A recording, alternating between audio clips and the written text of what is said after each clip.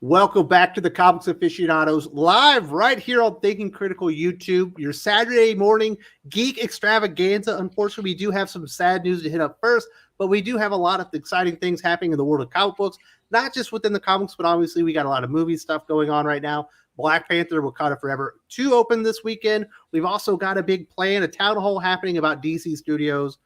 And we'll get to the sad news first. Josh, I know you're an enormous fan of Batman the Animated Series. We lost Kevin Conroy, the legendary voice actor of Batman.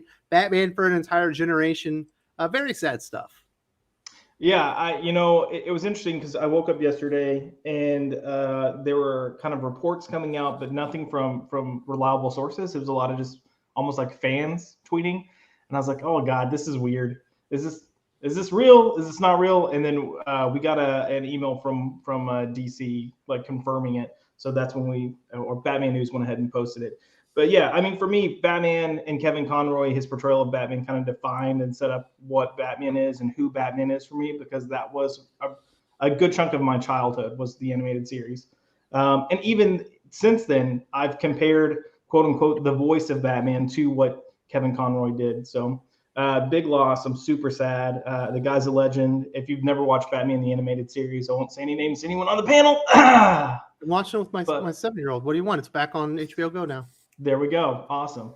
But yeah, like check it out. The guy's a legend, and it's a sad day. So absolutely, it was sad, but it was just a sad week all around, Doc. We also lost Carlos Pacheco, very good comic book artist. Just really sad stuff. Just losing these guys left and right. Absolutely. Carlos is, he was still young. I mean, he was only 60.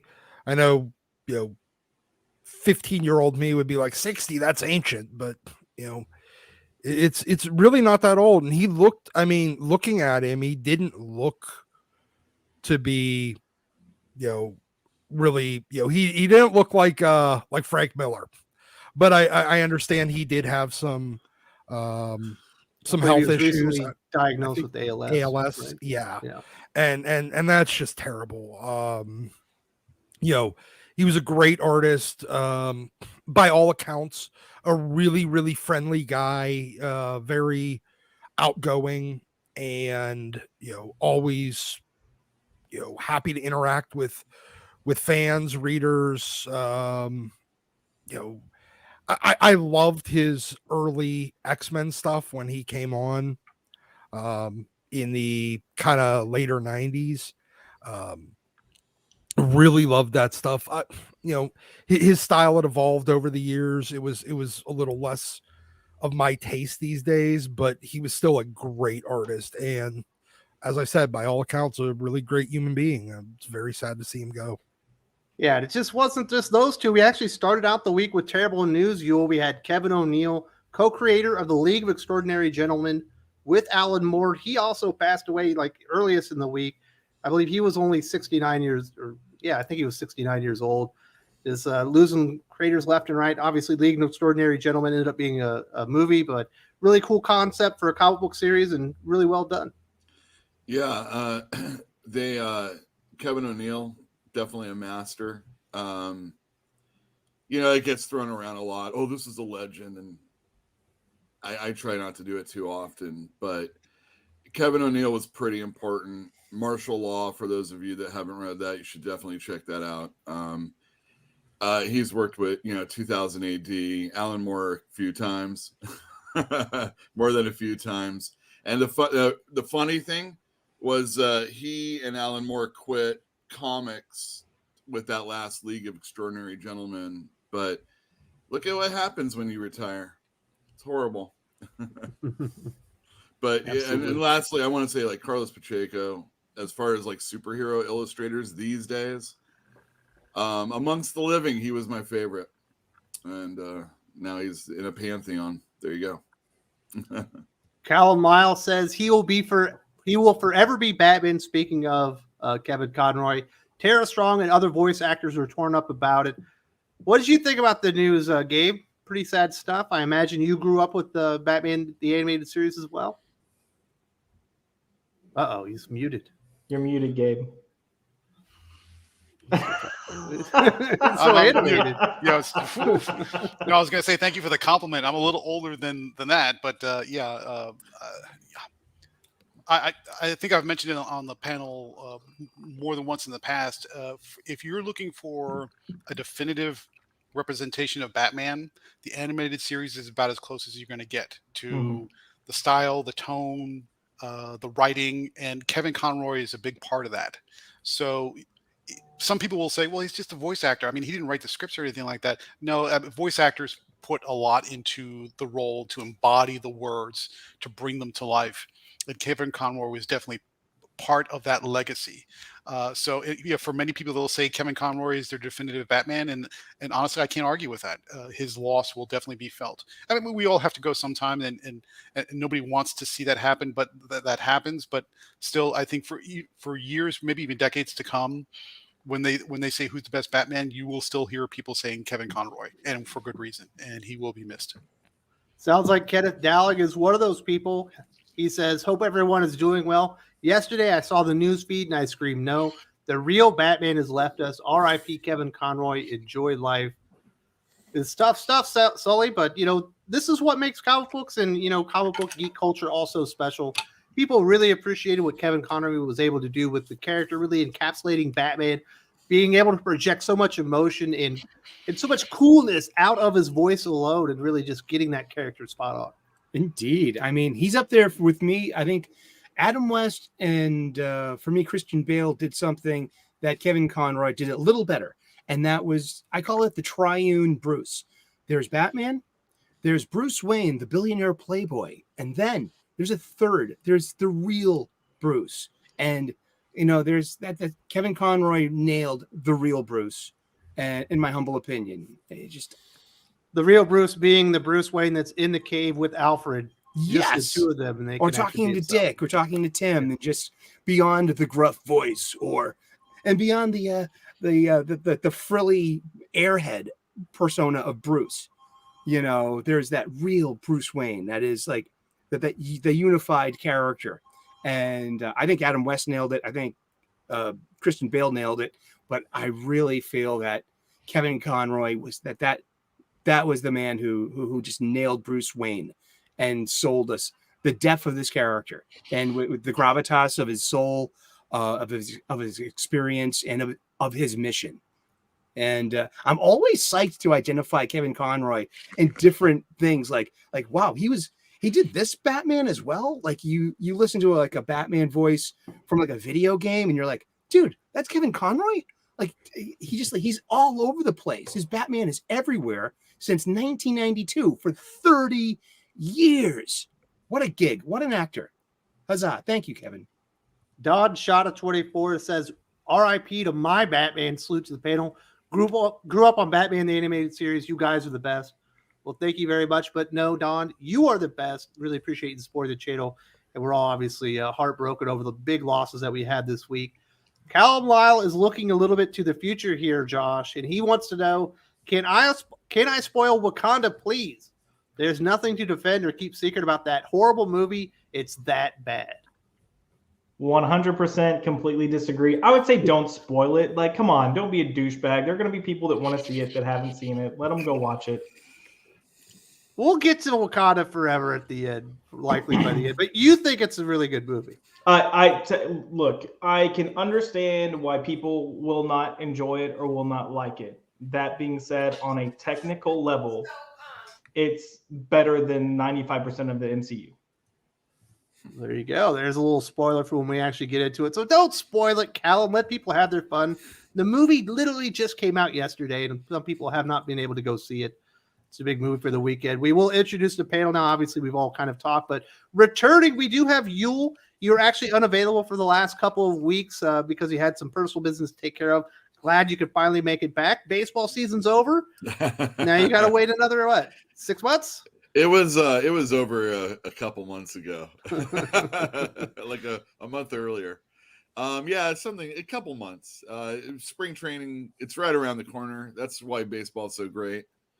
You got, pitchers and catchers, all that stuff. But yeah, I'm back. Thank you, Wes, for having me back on, for hanging with me until I could finally make it back.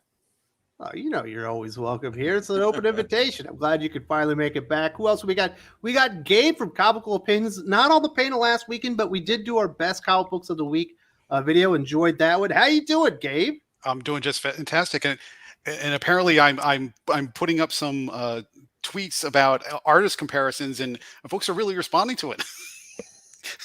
So I'm just having a little fun with that this week, but also reviews, and more reviews. If you don't, And messing with people about Dark Crisis, Young Justice #6. Oh, sure, I'm messing. Well, not messing with it, but I'm just dropping a hint that they're going to be. I won't say surprised, but they're probably going to be unsurprised in the worst way when Dark Crisis Young Justice #6 comes out next week. So they got something to look Here's a forward to. spoiler. I'm going to review it right here on the channel, likely on Tuesday. Oh, you're gonna love it. I promise you, you're gonna love your reaction to it. Get Doc to do it with you, because I'm sure the two of you together are just gonna have all kinds of fun with Megan Fitzmartin's take on how to defeat Mixoplick Jr. I can't do videos on comics that bad with Doc because you couldn't edit it. It's like I gotta just trash it. The solution involves an internet buzzword. Hey, How about that? I am doing my best to minimize the number of times I say fuck in a review, and there is no way I could keep that under 45. Well, I appreciate if you just drop the F-bombs from live streams too, but we're going to work on that, Doc. Well, it's either that or you can deal with Jerry Duggan breaking Mr. Freeze in his One Bad Day one shot. Well, we might check that one out next week as well. We've also got Lane Kramer saying, comics, please copy John Wick 4. Make us hyped up for your product. Time for Keanu versus Donnie Yen. Set up some story. Give us some nice shots at a big fight. He's right there, Sully. We never get really excited about comic book stories anymore. It's kind of the same blasé stuff. Although I can give you a spoiler right here. Keanu Reeves is going to shoot Donnie Yen in the face while pulling him towards the bullet to get more momentum. It'll be exciting. That's exciting. Are you excited for John Wick 4? We got the trailer. Me personally, I saw John Wick 1, and that was enough. What are you, low T? What Heretic. happened to your testosterone levels? I mean, oh man, no. I like gentle stuff, puppies and rainbows and unicorns. Heretic. I see some man boobs coming in there. Is that what's happening? Ban Eric man, I've been eating a little bit more O'Sullivan these days. forever. Oh my goodness. I got a bad taste in my mouth. I threw up a little bit. It's like, Cut it out. jeez. My goodness. Grateful No, Dog says, happy United States Marine Corps birthday and Veterans Day. Best superhero or villains who served. Jonah Hex versus Red Hood. Who wins? Gabe, early thoughts on Lord of the Jungle #1. I know Gabe happened to like that comic book. What? You know what? Let me save it for the end because I have something to say about them. All right. Well, best superhero that was also a villain. I don't know. Is Punisher a superhero at this point? He's obviously he was also a veteran. Not the way Jason Aaron's writing him. Jace Fox, I guess, was a veteran, but I don't think he's going to be all that really good. Let's go with Captain America. How about Hawkeye? Hawkeye's another character. He wasn't a veteran, I don't believe. He was a circus performer. Oh no, I read that wrong. Yeah, you're right. It's Captain America. There's no question. Yeah. It's got the best service. Bucky, too. Jonah Hex versus Red Hood. Josh, who wins?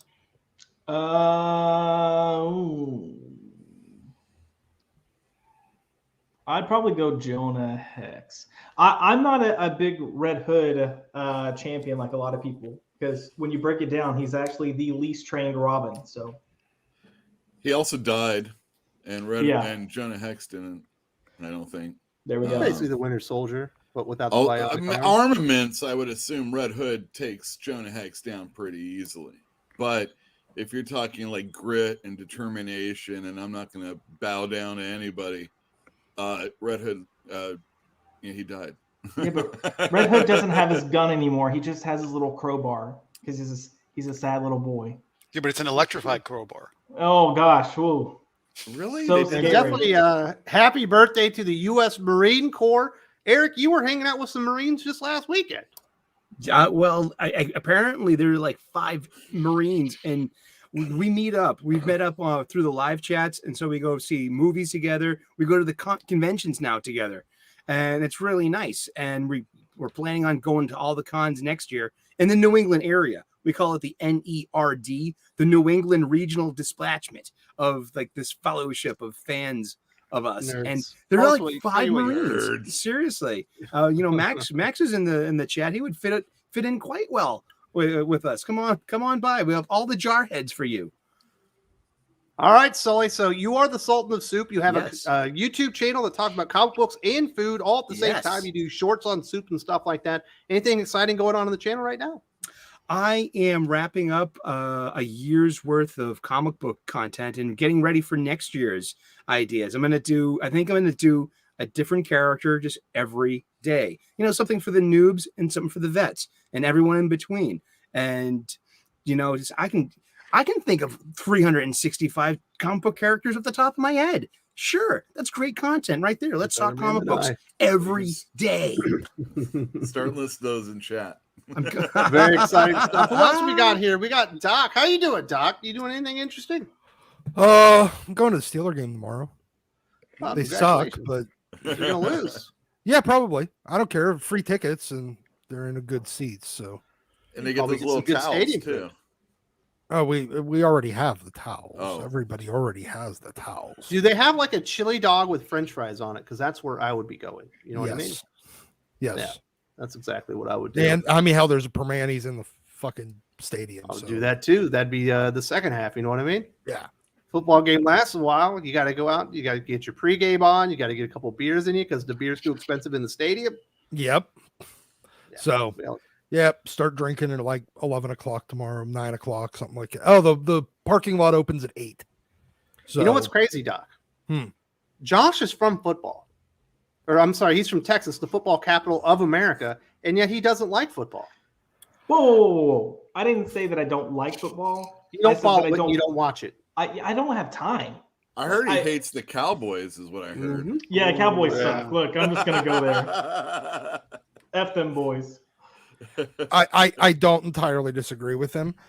I mean, hell, You're even football for me is like my second sport. Hockey's number one. Yeah, but at least you've got something going. Josh just like forgets about all of it. He's like, I'm too busy watching Well- Batman animated series to have time for this. that's because he's in Texas. They got to worry about feral pigs, He's a and, nerd. and you don't have a hockey team. So otherwise, he'd be. Wait, That- do we not have the Dallas Stars anymore? Well, you got the Dallas Stars, I guess, Okay. but They've won some I don't Stanley really- Cups, Doc. I thought you were closer down towards the border, like near Houston or San Antonio. Are you trying to say I'm a Mexican? Maybe. Okay. But no, I thought you were closer to the. No, to the- I'm to the like border. 2.5 hours outside of Dallas. Oh, I'm okay. like 45 minutes away from Fatal J. Like that's what's scary. That is scary. All right, we do have a few more super chats. Let's get to those. That's the panel, folks. We got Nerdy Girl Creates, who should be here next weekend. I have not invited her yet, but that is the plan. She is here for the Bucky rant. Rest in peace, Kevin Conroy, and all the other losses that recently we had. Belated shout out to the veterans, including us. Well, thank you very much. And she's here for the Bucky rant. Do you have a rant in store for her, Josh? Do I have a rant in store for her? No, I'm with her. No, the rant. Do you have a rant for Bucky? Like this is Oh, I if she wants to send me stuff, I will rant on her behalf, but I'm right there with her. I don't like any of it. I think it's stupid. I So, don't yes. think Josh got what I was getting at. Cal Weil said, "No, it's not, Josh. No, it's not.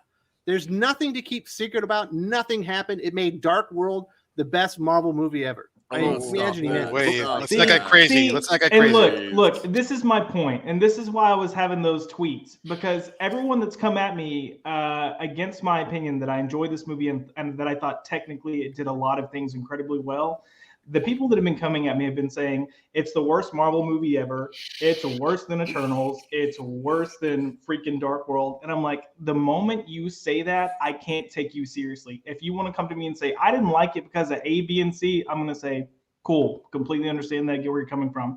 The moment you say it's the worst thing ever or worse than the lower tier, your valid carries no weight. And there are plenty of YouTube channels that I've like, fuck off, dude. I have a customer that won't see it because they didn't recast T'Challa. Yeah, look, we'll talk about Black I'm just Panther saying. when We'll we get get to there. it. My goodness. I thought Cal, he just threw the gauntlet down on you. I'm just saying that one. He also said, "Didn't the JSA, sir?" I'm certain quite a few members of the JSA served back in that moment in time. About half of American males would have served in the military. True, and in retcon too. I guess the All-Star Squadron was deputized, all of them, by FDR himself. Correct? Yule? Yeah, it sounds Maybe. right. That sounds about right. Oh, we missed the obvious one, Sergeant Rock.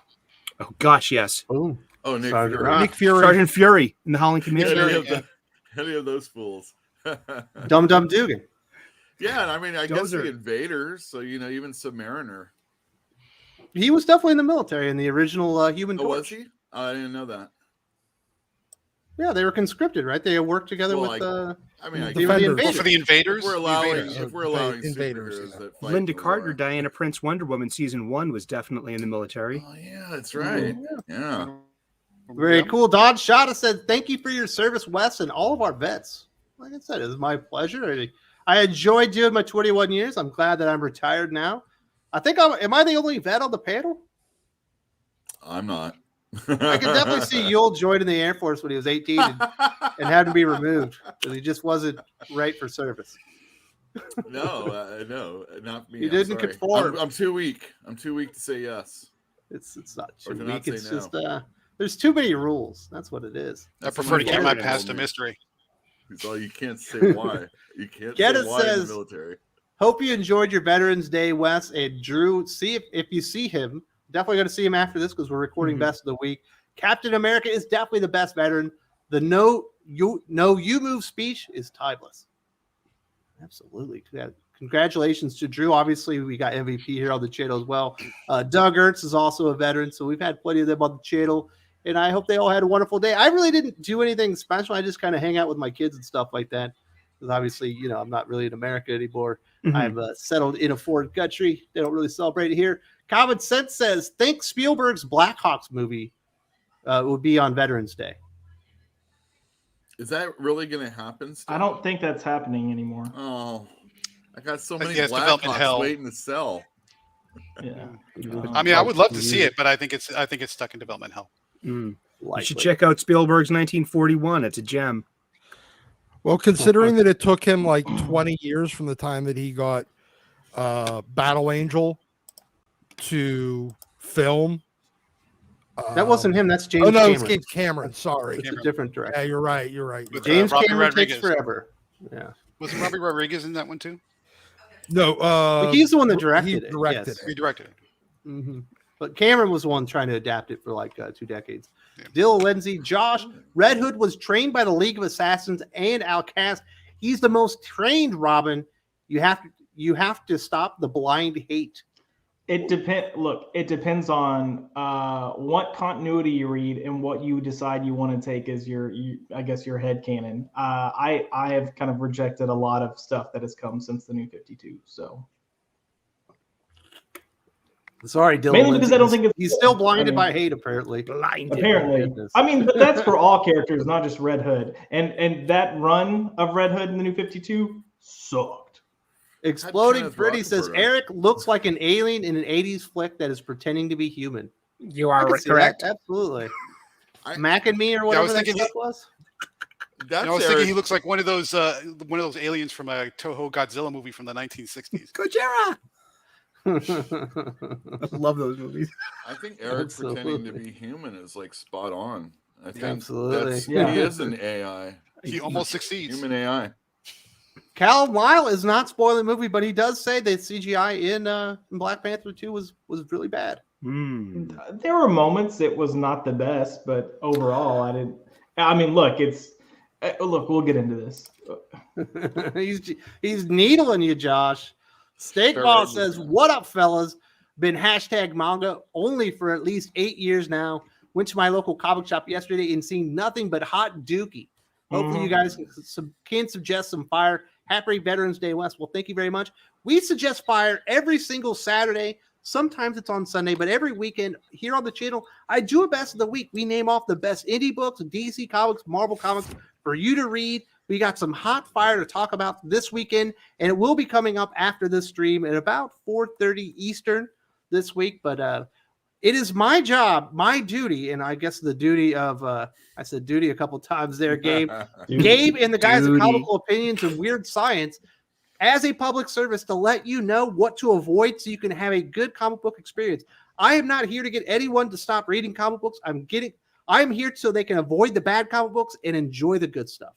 Yep. And if you like manga, hang on to the end. I might have a couple recommendations that would make Stankmaw very happy. Very nice. Kenneth, I was also saying G.I. Joe and Snake Eyes obviously are great veterans. Absolutely, man. I love that origin story they did. Like, was it Snake Eyes Declassified or whatever it was? Where he and Cobra Commander are running around America beating everybody up before they became Snake Eyes and Cobra Commander. I think it was just badass. Love that comic book. Thank you very much to Kenneth Alec and to everyone for supporting the channel. Let's get into these topics. I know it was a little late, but we had some things that we needed to cover this week. Definitely appreciate all the well wishes regarding Veterans Day, and definitely our hearts go out to the families of Kevin Conroy, Carlos Pacheco, and Kevin O'Neill. But let's talk about this new Winter Soldier that debuts in Captain America: Sentinel of Liberty this week. Gabe, full truth. Obviously, he's not going to be the new Revolution in 2 years. The man bun is going to go away. I guess it's some type of costume or disguise so he can infiltrate the outer circle, but it's not a really good name, and they are retconning the character's past so they can tell the exact same story Ed Brubaker already told that was amazing. Yep.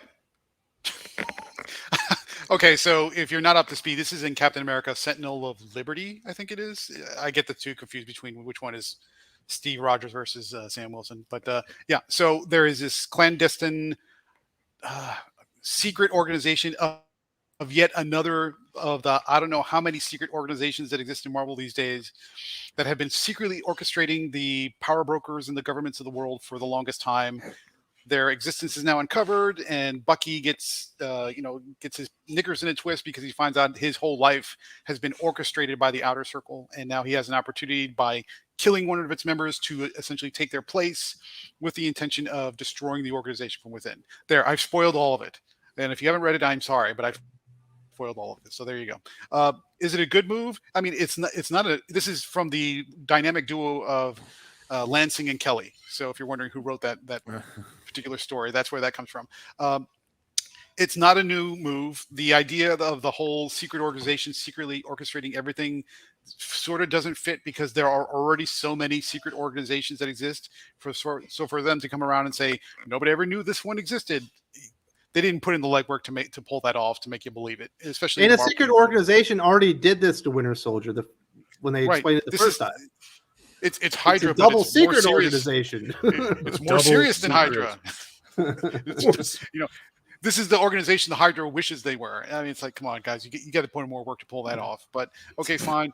So Bucky takes the member's place, and he says, "I'm going to destroy within." So he gets a man bun and a poncho and a new arm, and he says, "Okay, I'm on the council now. We're going to do this." So. Is it the best move in the world? No. Is it the most creative storyline in the world? Not by a long shot. Brubaker did this tons better. Does it retcon Bucky's history? Sort of, not exactly, because it implies that his history was not his own to make, which was sort of already not his own to make because he was captured and then forced to become a Winter Soldier. He didn't do that by choice. So you can say, well, now you're replacing the person that he thought was controlling him with another group that he didn't know was controlling him. So that it basically same exact story they've already told. Basically, they're retelling the same story with a different coat of paint. It's not particularly creative. It's not particularly interesting. Bucky's new look is sort of stupid with the man bun and the poncho. And so if you're a Bucky fan, you're not going to have much fun with whatever's going on here. And I guess at this point, you're just going to wait for it to end because the two series, I think, are merging into a new Captain America series, January. Crossover event. Yeah, the crossover event. And that'll probably merge the two and then go on their merry way. So it's short term. It's kind of dumb. It's a unimaginative, uncreative storyline. And if you're into it, great. If you're not into it, then you could just ignore it and wait a couple months and it'll be gone. Did you see what Ryu had to say there, Sully? The guy in the top middle looks like Kevin Smith. Really? Oh, great. That wasn't a compliment. Oh, Good call, Ryan. That was a good bird, man. buddy. Pre or post heart attack? Well, it's got to be post because he's so skinny. Yeah. Before the heart attack, he was like 350, maybe 400 pounds. So this is like 80-pound Kevin Smith when he lost all of his joy. Became a sad and the sack of cheese in himself. his life. He went vegan. And he started crying all the time. Aww. All right, I let's love get back to Kevin the Winter Soldier, Doc. This is a really cool character that was recontextualized by Ed Brubaker. Obviously, he's been very important in the movies. Sounds like in the movies they're going to do like a little heel turn. He's going to be joining the Thunderbolts, which are traditionally villains. Are they trying to make him a villain here, or they just gave him a really stupid design? What's going on? Well, they gave him a stupid design because they need to redesign Bucky every like 3 to 4 years. He can never. And then they go back to the Winter Soldier, and then they design him again, and then they go back to the Winter Soldier, and then they design him again, because they don't like the fact that that one works for whatever reason. I don't know why. Maybe they don't like paying Ed Brubaker and Steve Epting. Well, it causes them pushback when they try to create a new Captain America, and people are like, "Well, this Winter Soldier was redeemed. He's actually a super soldier. He can do the things that you would expect a Captain America to do." And he already successfully did it once. So they need to keep him as far away from that, because otherwise they can't keep trying to ham fist Sam Wilson into that role over and over and over and over and over for the 4,000th time until it fails, until the heat death of the universe. So, no, I mean, look, you got infinitely unqualified people trying to redo a story that was already done by somebody far superior to them as a writer, because it's what Marvel does now. All they do is remake something that already somebody significantly better than them did worse. That's it.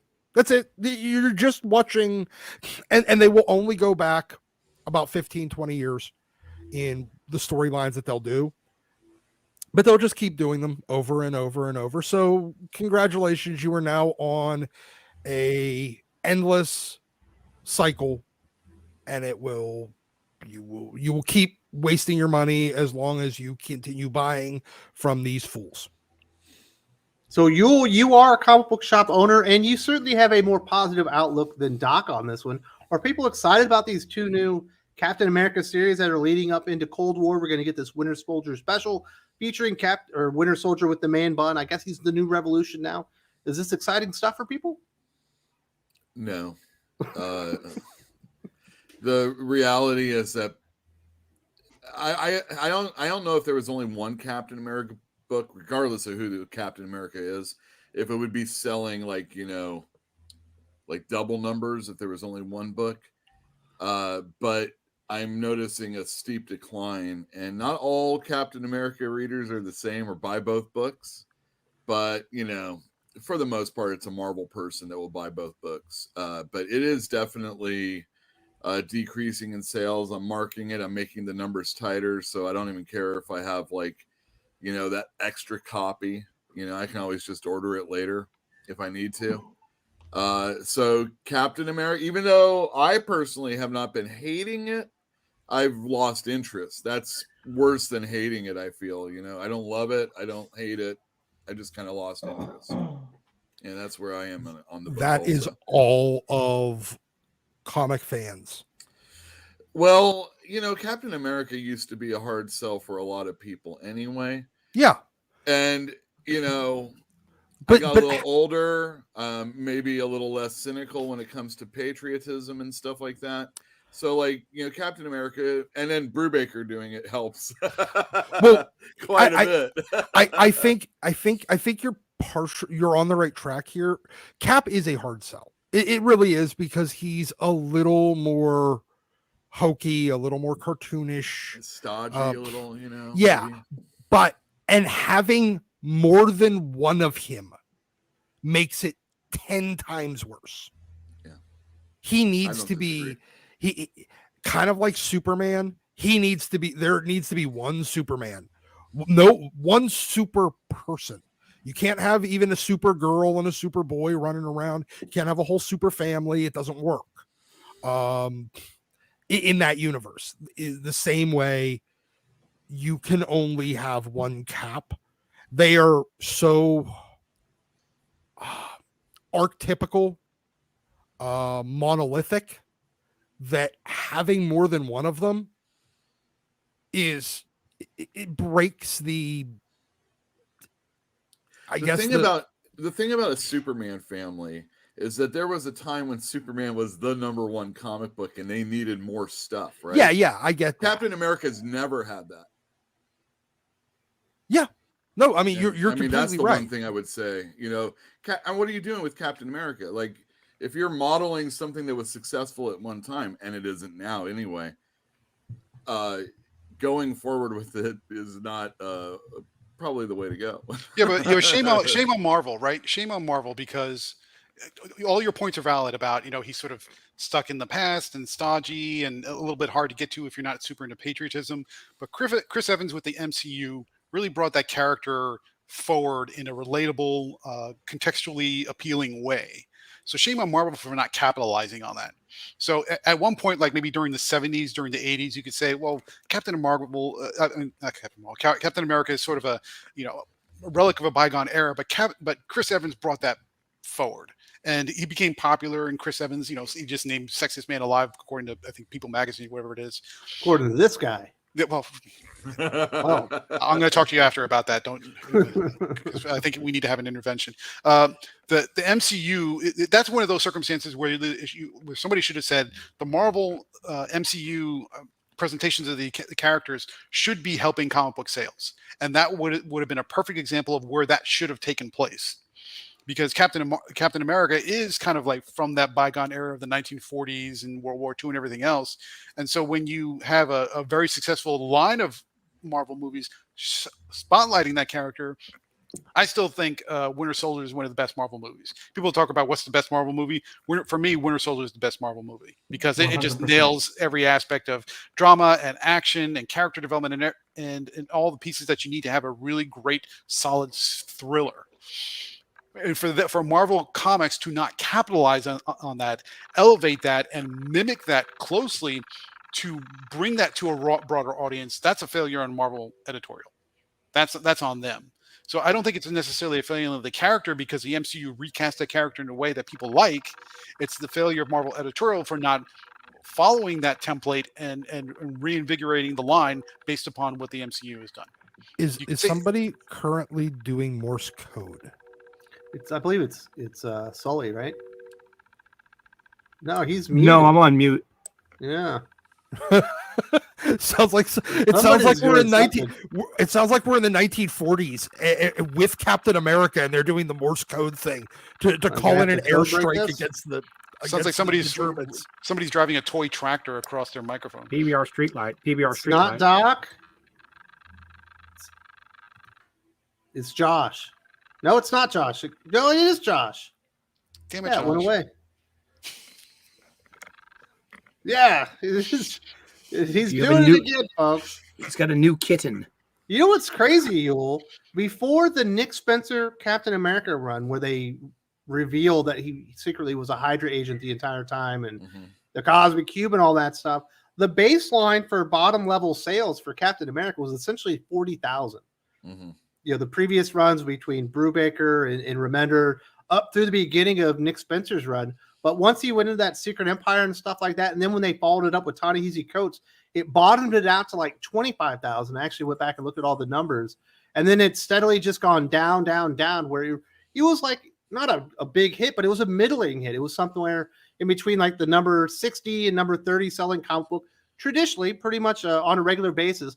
But once they did that big reveal, and then when they followed it up with Ta-Nehisi Coates, and then when they followed it up again, obviously they're doing it with these creators, it really just tanked the sales overall. Yeah. So I worked in a comic store when Brubaker's Cap came out, and for us, it sold very well. I'm assuming it sold pretty well. The thing about a comic store that's really wonderful is when people come in the week before the comic is coming out, they really want this book. And Brubaker's Cap was pretty hot before the 25th issue, and then New York Times and all that stuff happens, and then Cap dies, and just really great stuff.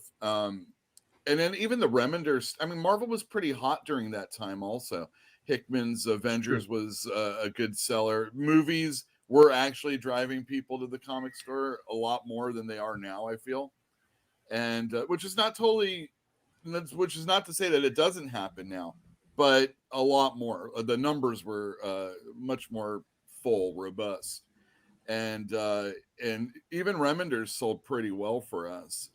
But yeah, you're right. Come the initial, hey, Cap's a Hydra agent, and then there was like some sales from that. It still sold pretty well for us, but and Ta-Nehisi Coates is kind of popular out here, so it fooled people for a while. But yeah, his stuff was, you already got a taste of him on Black Panther. The Cap didn't do that well either.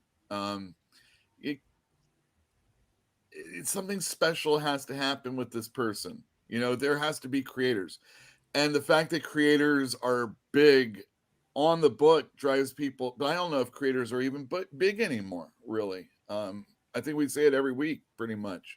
Who is the person that will for sure drive someone to a comic book, regardless of what the comic is? If you're like, oh well, it was Jock. Well, you put him on Batman, so you didn't really prove, you didn't really test the theory out or anything like that. Frank Miller is going to come back and do something. Oh, well, he did a Superman. Todd McFarlane drawing Spider-Man. That's the only thing. Yes.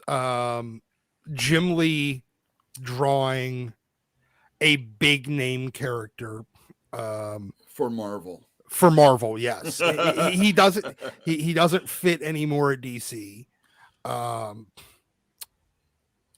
Silvestri a little bit, but he'd need to be back on X-Men or Wolverine. Yeah. Well, how well did Silvestri do with drawing people in for that Batman thing that just came out? Not really sure. It's not better than Batman as far as sales, but well, Batman's the number one selling comic book, so just even being in the neighborhood would be good. Oh yeah, it's selling better than like Detective, let's say, for me. Oh yeah. So. Well, Rom V. I mean, well, I'm not the biggest Rom V fan, but it looks beautiful inside and out. All the way through. A lot of haterade going on around here. No hater. I have no hate for Rom Z.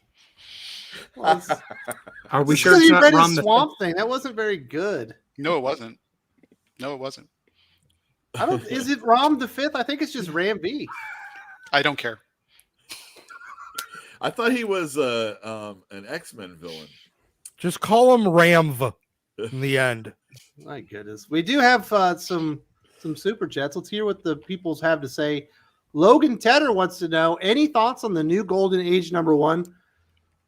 These are my thoughts. DC Comics cannot get their core characters right now. So instead of putting a full effort into getting a lot of the things that they've gotten wrong right now, they decided to bring in Jeff Johns to make 13 new characters that they can fuck up. That does not impress me or get me excited for a comic book, Gabe. Nor should it. I mean, if you're going to put somebody like, I know there's ups and down feelings about Jeff Johns right now, but if you're going to put somebody, but Jeff Johns is a top caliber superhero comic writer. Period. End of story. You can argue about what went on with the Snyderverse and all that. That's fine. But if you're talking about a top tier superhero comic book writer, Jeff Johns is at that top of that list or very close to it. You can't argue with that, and I would defy anyone to prove me otherwise. So the new Golden Age, it's a little all over the place. But yeah, I mean, if you're going to acquire somebody like a Jeff Johns and say put him on a book, you need to put him on books that are mainline titles that are floundering. He needs to be on Wonder Woman.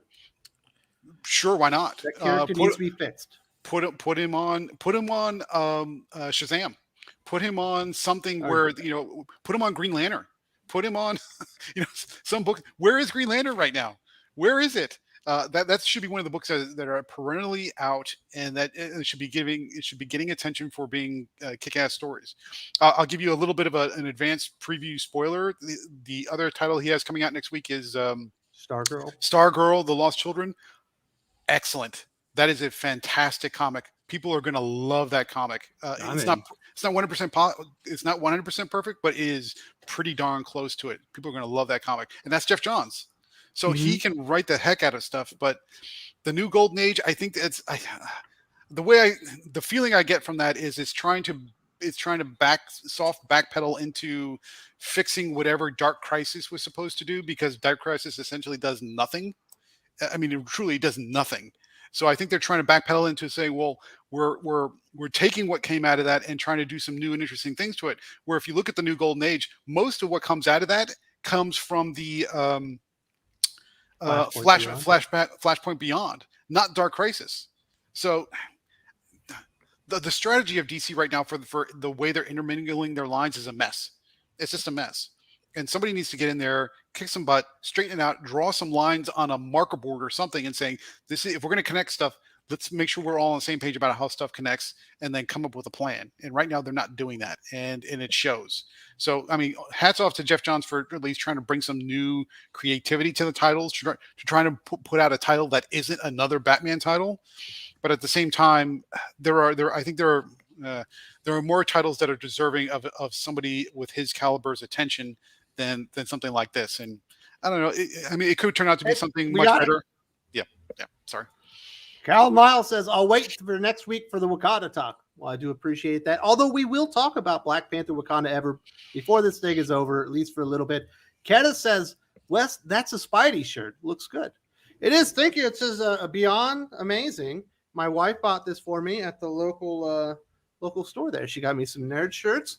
I appreciate that one, and it's very bright and vibrant, and I appreciate you notice it. I enjoy this one quite a bit. Kenneth also says, fight for the super soldier veterans. Captain America versus Deathstroke. Who wins? Cap all the way. Cap. The original Deathstroke technically should win that fight, but he's been nerfed so badly over the last 20 years. Agreed. Like, he gets beat up by non-powered characters constantly. So what's he going to do with Cap? Cap's going to destroy it. Although technically he should be able to stay one step ahead of even a character powered up like Cap, based on what his changes are. He doesn't I think have a heart. Oh, go ahead. Though. Cap will never give up. He can do Ever. this all I day. can eat this all day, baby. What were you saying, Josh? Oh, I was gonna say, like, a really good fight would be to take like old school Deathstroke and have him fight Midnighter. That would be a nice little slobber knocker, to quote JR from back in the day. That would be a slobber knocker, and I agree. Hell yeah. That would go all day. Oh yeah. So everyone's taking Captain America on this one, right? Because Deathstroke's been nerfed.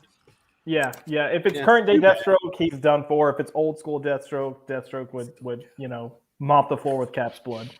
Still Cap. Gabid says, I agreed with Doc about repeating stuff. Miles Morales and Kamala Khan repeats what Peter Parker has done because Saladin Ahmed is a plagiarist.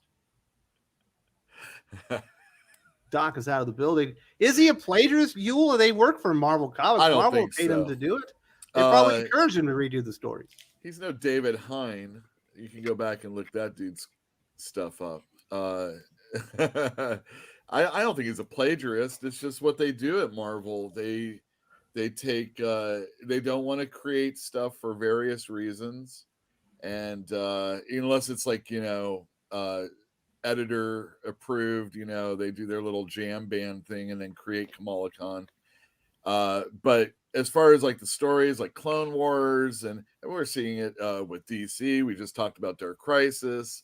Anytime they bring Crisis or Secret Wars back or something from Spider-Man's past and they attribute it to somebody else or even those characters. I mean, we had what was the one where, how many clone stories has there been? And that's just in the Peter Parker stories. So we just had Miles Morales Clone Saga. Well, they had one for him too, but then they had the one where they were bringing back all the people with the Jackal serum. And I can't, it was a few years ago now, but it happens all the time. I don't know if it's plagiarism as much as just not. And not only that, where does the mandate come from? Is it from editorial? Is it, where does the whole chicken and egg when it's a story? I don't know if I can necessarily say that Saladin is a plagiarist. Just not as creative as editorial services at Marvel Comics are just really woeful right now. Who's the real hack here? I heard Ahmed privates, his privates or his, the stuff Privates? that he owns. No, Oh. like Boom or whatever. He's done some other books. Abbott, I think, was his, and that's supposed to be a really good book. So I wouldn't, if I was going to do a full assessment of the person as a plagiarist, I would have to go and look at his non-Marvel stuff also, non-DC, whatever. WraithX7 says, thank you for your service, Wes. Well, it was my pleasure. I appreciate the shout out. Unpopular opinion, Bucky should have stayed dead. I don't agree with you. I just think that Winter Soldier story was absolutely hot fire, and it did give us one of the best, probably the best MCU movie of all times as well. Agreed. Yes. Is it a better version of the Red Hood story than Red Hood Yeah. Beyond the Red Hood? Pretty much. I mean, Under the Red Hood is they're different. They're the same character. Yeah, no. Jason's Legacy return, hero died of their kid, resurrected, and coming back to haunt the hero. Yeah, Jason's return was good, in my opinion. So was Winter Soldier, though. No, I agree. I think they came out within like 6 months of each other. They did. Well, they teased Jason's return in Hush, Mm-hmm. and then you had Bucky return, and then you had the Red Hood story.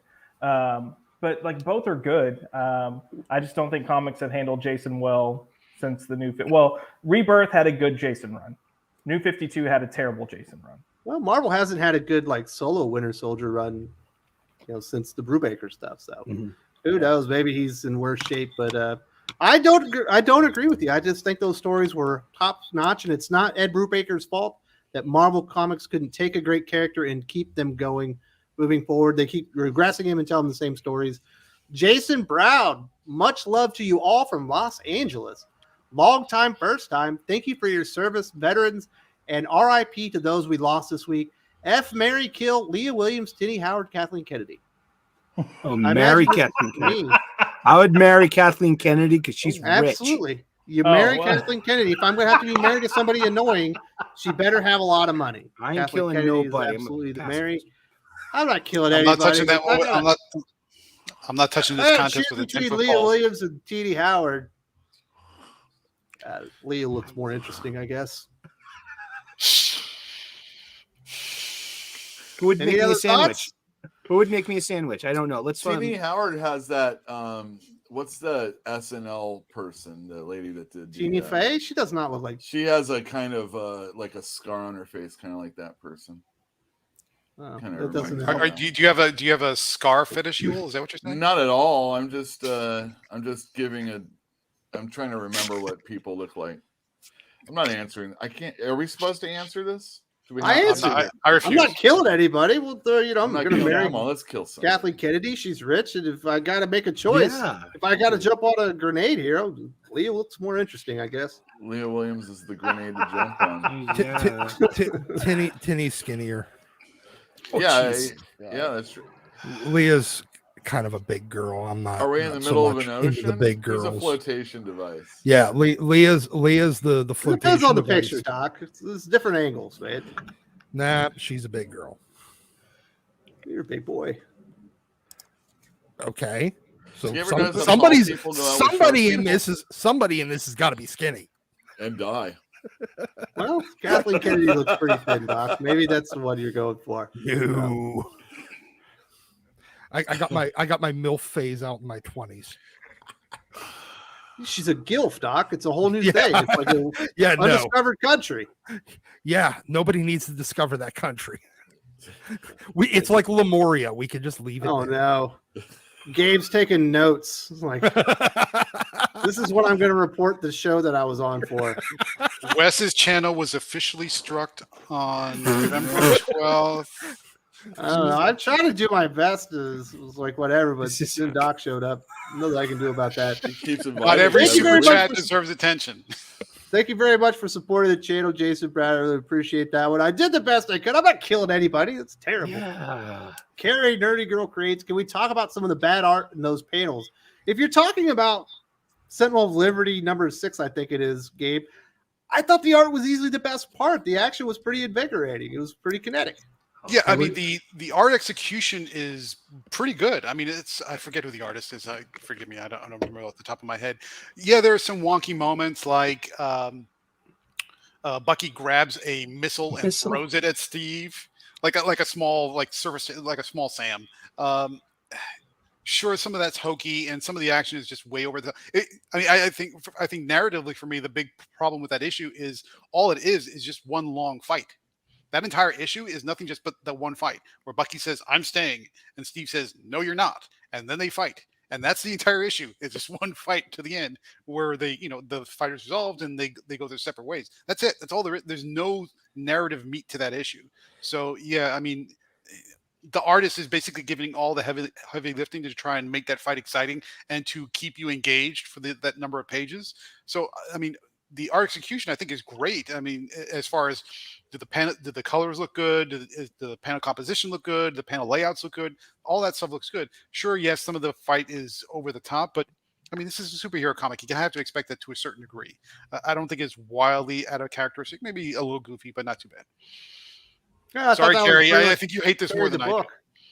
I don't personally like Carmen Carnero as an artist, but I thought that might have been their best book they've ever illustrated. I thought it was, for what they had to work with, I thought they did a pretty good job. Mike Irish says, is Dawn of the DCU still happening? Haven't been hearing much lately. I believe Dawn of DCU kicks off in January, and by March we should have like all the creative teams in place for whatever the new DCE or DCU is going to be moving forward. And all this stuff. That's what you've heard, right, Josh? Hear anything different? As I'm laughing at Doc's comment in the chat. I'm sorry. I don't know what Doc.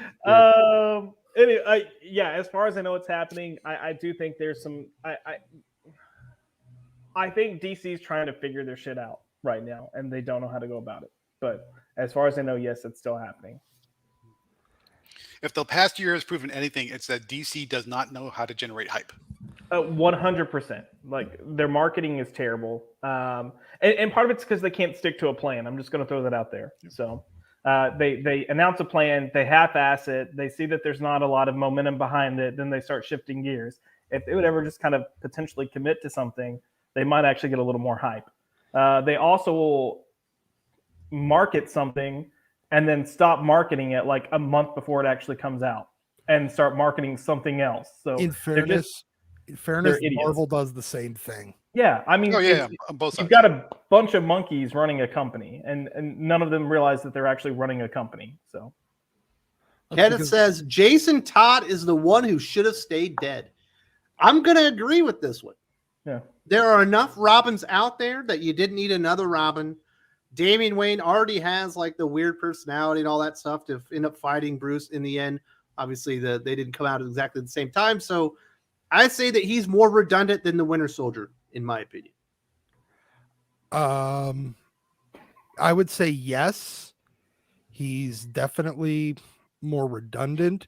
I would say, look, they already brought Jason back, so might as well kill Damian. Again? They already probably killed him, didn't they? Yeah. Yeah, they've already killed him. But just leave him dead this time. Look, I think there's a lot you can do with Damian, and I think the way they teased his character's path in Batman Beyond when Jan Jurgens was writing it is actually a good path that I would like to see unfold. Dylan says, I agree with Josh. Apparently it's the Josh is Right show. Anti-hero Jason is the best version. Yeah, I mean, look, this is my problem with Jason is they brought him back as an anti-hero. He was not afraid to cross the line. Well, they brought him back as a villain. And then they transitioned him to anti-hero. Yeah, he was murdering people. He was, but that's an anti-hero. Like he was murdering people, but he was murdering bad guys. He wasn't going out like killing He fucked up Batman like the hero. Yeah, because he's pissed. He was pissed because Batman's code. That's a villain. When you start beating up the hero, you're the villain. That's fair. He transitioned into being an anti-hero. Absolutely. He's not even an anti-hero at this point. They talk about how he's an anti-hero and how he does bad things, but then he never does bad things. And then Batman's like, "Don't do something bad in my city." And then, this is what happens. Someone dies, and Batman goes, "This must have been Jason Todd. I'm going to have to go take him out." And then Jason Todd's like, "I'm trying to prove my innocence here. I didn't kill the guy. It wasn't me. It was some other guy." Yeah, but we've had that story like 6 times. Yes, now. A lot of times. So here's the thing: just make him an anti-hero. Have him kill people. He doesn't have to fight heroes. he can have a beef with them. The problem here is that gets redundant as well, because that was Huntress before the New 52. Like, she killed people, and she was not afraid to say your methodology is wrong. When they announced Red Hood and the Outlaws, I would have loved a like Red Hood, Huntress, and maybe a third person that were like, we're going to kill people because this locking them up isn't working. That would have been a halfway decent Birds of Prey series. Absolutely. Make them the Black Ops Bat Family book where they slaughter bad guys. Yeah, the X-Force. Very nice. Yeah, the X-Force of DC. Yeah. Blade Kraber says, "Oh yeah, in Jurassic World 4, we get Scorpion versus Chirrut Imwe.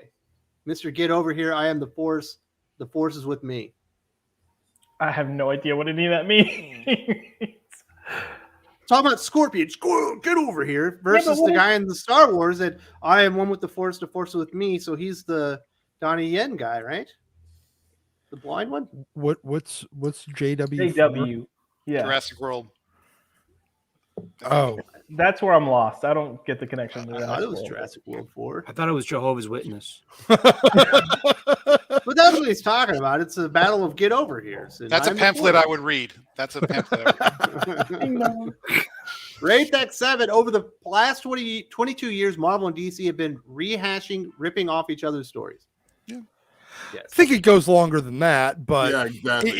it's been more blatant in the last. John Wick 4. John Wick 4. Oh, John Wick 4. Okay. But yeah, So he's saying the guy that plays Scorpion in, I guess, the latest Mortal Kombat movies in there too, and he's fighting Donnie Yen. It makes perfect sense Now I now, get it. Lane. I'm sorry. We're all a little okay. We're retarded idiots. this morning. Yeah. My bad. No, I think it's gone on longer than that, but yeah, over the last 22 years, it's gotten really just obvious how much they're just ripping each other off. I mean, before at least it was they do competing events around the same time, and they were, the scope would be about the same for each universe. You remember Identity Crisis and Identity Disc? Holy shit! Yes. Identity Disc was the worst piece of trash. Yes. Wow. Yes. Yeah. All right, guys. But no, like, they do the big world changing event because, I mean, it goes as far back as you would have the annual Avengers Defenders thing, or Avengers Invaders. They'd somehow end up doing a thing about every couple of years, and DC would do their JLA JSA event. Mm-hmm. Then you got Crisis and you got Secret I Wars. think you made your point. Yeah. Been going on for years at this point. Don Shota says, "Do you think they will retcon John under the Dawn of DCU?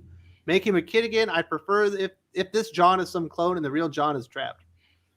No, They could, they're but not there's gonna no do way. that. No They chance in will hell not. they do It that. would be nice if they did, but If if you're going to see John as a kid again, it's going to be old stories with Peter J. Tomasi writing old Secret Super Files Son or something stories. like that. Yes. Sorry about the moment. But no, they're not going to retcon the character because they can't. They got worldwide recognition. They got coverage on CNN. You see fucking Jason Aaron every coming out day celebrating like he just came out himself. Like, this is his big achievement, I think, in comic books. What do you think, Josh?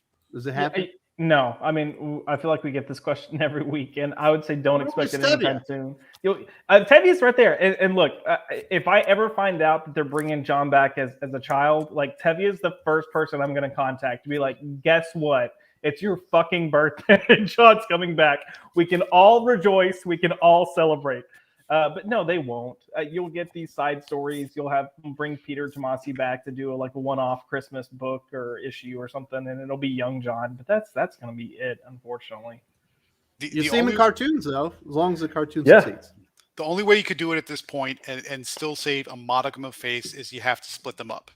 You'd have to say the adult or semi-adult We can have John a Kent. Superman red and blue, and the red Superman is straight, and the blue one's gay. No, just say that the current John Kent is not the real John Kent, and that the little kid is still in that volcano. Something like that, where he's a clone or a robot, got or the it's an alternate stones to do version or that. something. That's the only way you could do it. You basically have to keep both. Yeah, I bet say you would still end up Another having both. Superman. Yeah. And they'll never do that unless they make the real one a villain and this one a hero. Like, because they won't make this one the replacement, the doppelganger. If they decide that this one's a doppelganger or a clone or aged up or from another universe, they have to make one of them a villain, and they're not going to do it with the gay one. Period. Absolutely. No, it would be like, you never accepted me for being gay. And it's like, No, they just had the Were they issue, and gay? that he did. You never, and he gets all Dark Phoenix on them and everything.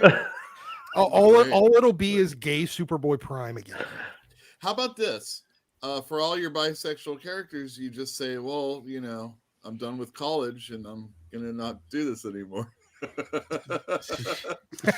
They all become socialists. That's it. They Oh my become goodness. socialists, and they don't It fight didn't heroes. stick. Oh Yeah. my goodness. Lane Kramer says he was talking about John Wick 4. We already covered that one. Good stuff. Let's talk about this DC stuff. We did get Dark Crisis #6, a series that up until this point, my good friend, the Sultan of Soup, has been enjoying. This is the first time it almost felt like a crisis. It felt like there were some big stakes in here. But every single lazy writing trope that could be imagined takes place in this comic book from Joshua Williamson. We get a pretty damn good moment with John Kent doing something Superman-like. We get a really good moment. It's just ruined by terrible, terrible storycraft in this one. Sully. I agree. I mean, I was having a good time with this until this issue. This is like wicked mediocre, and it's got some great art. I mean, but it's yeah, David you're right. It's more, Sampere, right? yeah, he's good, but it's a lot just more of the same. Wes So made a video last week, just nailing it, like all the great parts. Wes, I want to say I loved what you had to say about Jonathan Kent, and that was his Superman moment, and I love your spirit behind that, and that was really awesome to hear. But just here, I'll use my willpower to contact the other Green Lanterns as a beacon, and when I'll vibrate out of here, and just yeah, I mean, it's all right. It's not terrible. It's just yeah, I mean, there's a whole lot of why? I mean, what's the point? I'm gonna what I'm gonna spend? What's this? $4.99 cover price. It's 5 times 7. That's $35 just for these 7 issues, and the 4 Flash comics that I got alongside too. What are those? $3.99 an issue. So that's like another $16. So yeah, they got my money. And I'm enjoying. Yeah, I'm enjoying it so far. But then you have this last page here, with there's Deathstroke. He's beating up Nightwing finally, and he's super strong, and he's got his he went Super Saiyan, or So the first 4 issues I've read, and it seems like it's really just trying to get this team together in order, and at the same time, fighting off Deathstroke until they can get to the final battle. Yeah. Yeah. And I haven't read issue 5 or 6 yet. Well, is if you still skip going on mostly, or this is the first time they've actually had a real fight? Or yeah, this is the big battle at the end. We have a Darkseid out there. We have a Doomsday out there. We have a Necron out there. I mean, they're all, these are all the Omega level threats. There's and they're all on one side. And I mean, it's just Jonathan Kent withstands a direct shot from an Omega beam. Yeah, I mean, I'll say this about the series: if you don't like John Kent, or you don't like Yara Flor, or some of those other characters that are newer, I feel like they have moments where they're cool in the series. Not necessarily I'm so awesome or anything like that, but doing something or saying something that feels like, oh, that's what Superman would say. This is a cool Wonder Woman, that type of stuff. But at the same time, it felt like Black Adam was just, pissing on the entire, cake. Right. Like I was just gonna say, Black Adam has my favorite character moment in the entire issue, where he saves John from being blindsided by Doomsday. So And Black he goes, Adam's finally accepted them by this issue. yeah, here we go. We That's have setup. We have payoff. I mean, He's that's like, you simple. guys are kids. You can't get this shit done. Why would I follow you? Meanwhile, Yeah. everything's going to hell, right? Yeah, but the irony of that is Black Adam is correct. They're not a team. They're not up to snuff. There's no way that Yara Flor and John Kent Superman are mature enough or capable enough or experienced enough to go head to head with with Doomsday. Let's just say Doomsday. He's one of the Dark Army villains. There is no way the two of them are just going to stand there and say, "Oh yeah, let's take the and Darkseid and the Spectre."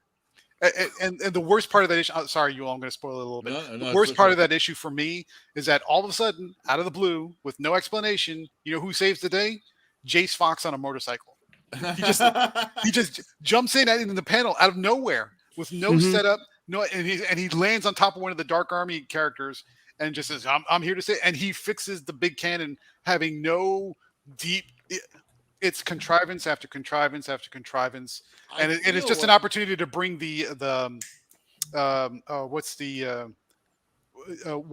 when they brought in all the new characters, the future state. It's just an opportunity to bring the future state characters together to have them save the day, sorta, kinda, and it's just one contrivance after the other.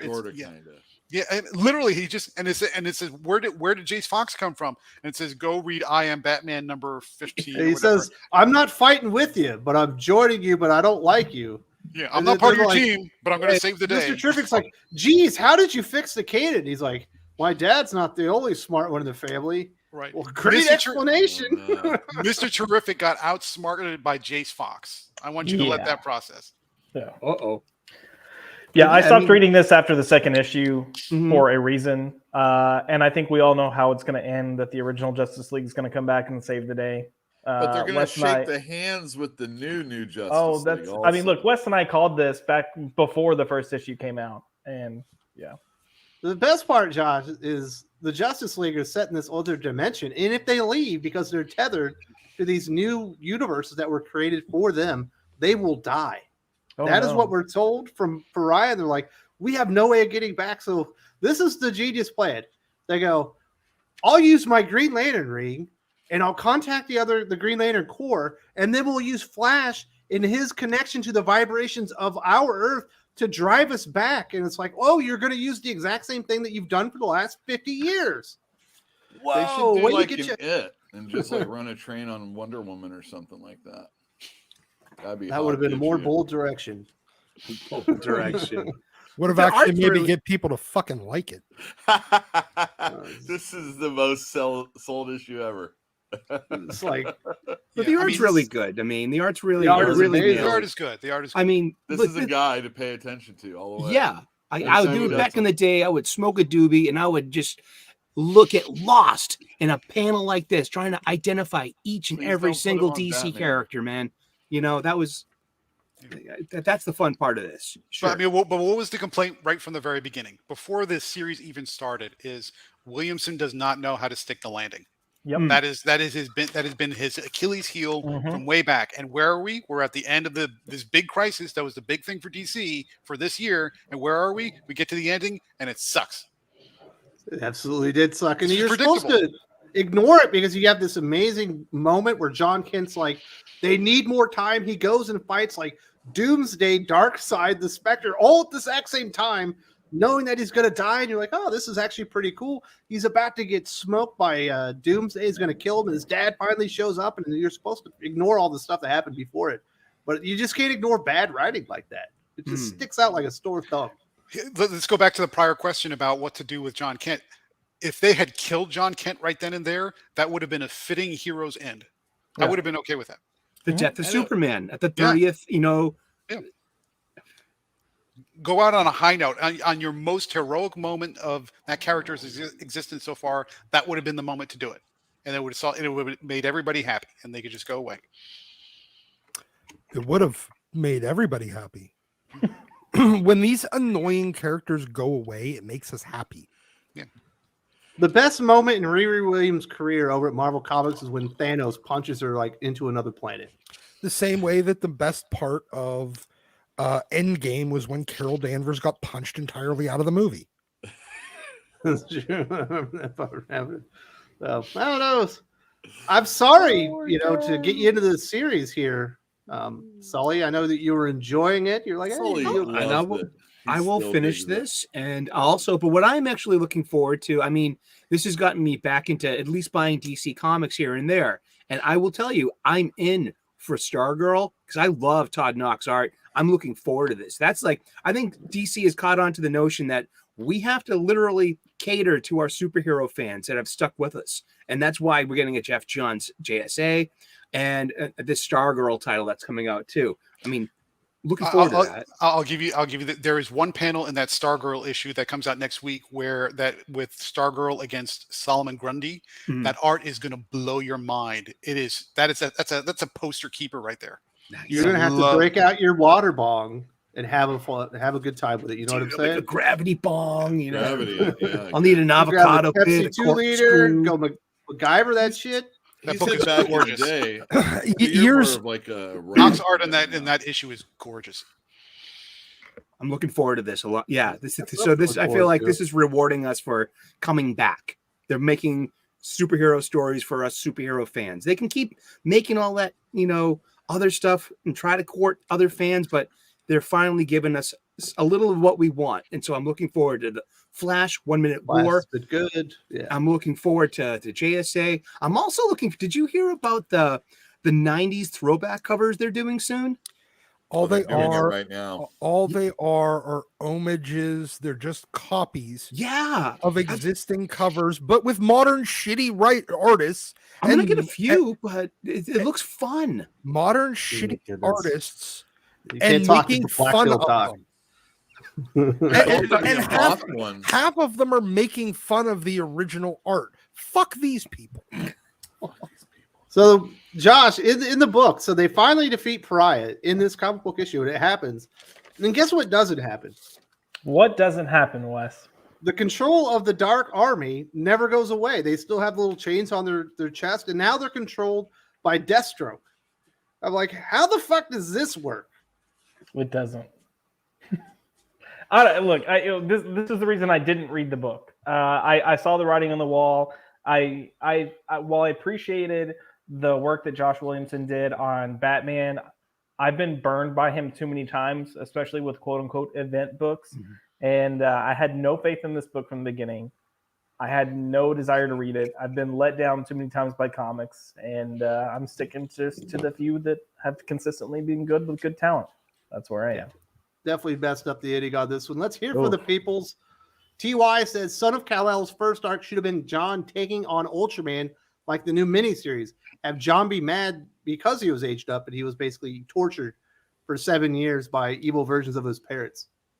Absolutely. Like, you could have easily done this. Look, we talk so much shit about John Kent being gay. They could have made him gay, but still made a good story, and they just failed to do so. Because one, you don't really have any action. You don't have a central villain. It doesn't feel like John's a hero. And I'm glad he got a heroic moment in Dark Crisis, because by God, he needs something. But, you could have gone with this. You could have had him actually working. You could have had him upset that he was aged up because he lost his childhood. That's something worth being angry about. And you could have done something interesting with that. They didn't. So absolutely dropped the ball. He just came out for like the 5th time this week. It's like, oh, he's coming out to Superman. Clark Kent Superman, except John Kent being gay. It's like, we all already know the answer to this. Like, there's no tension here. They need to just change his name to John Gay. Goodness. It did sound pretty natural when It Wes does. almost said it. Your name is Gaylord Fokker? Robin Set says, can we talk about I Am Batman 15, where Sinestro, powered by the Great Darkness, literally let Jace Fox win? He said Jace is an open book, and he's still lost. I didn't read the comic book. I didn't know I had to finally read that. You shouldn't have to. No That's the one. problem. Here. I'm gonna let everybody in on a secret. That is the only person that read I Am Batman number 15. It was the only copy sold anywhere. There's a halfway decent chance that Gabe had to review this thing. No, I begged off on Jace Fox when I saw what was going on. Because the problem with Jace Fox is I can't buy his origin. There is yet to be any sufficient explanation as to why he assumed the mantle of a Batman. Not one. I thought he said that he didn't think Bruce Wayne was doing it right, and he was going to show him how Batman should be.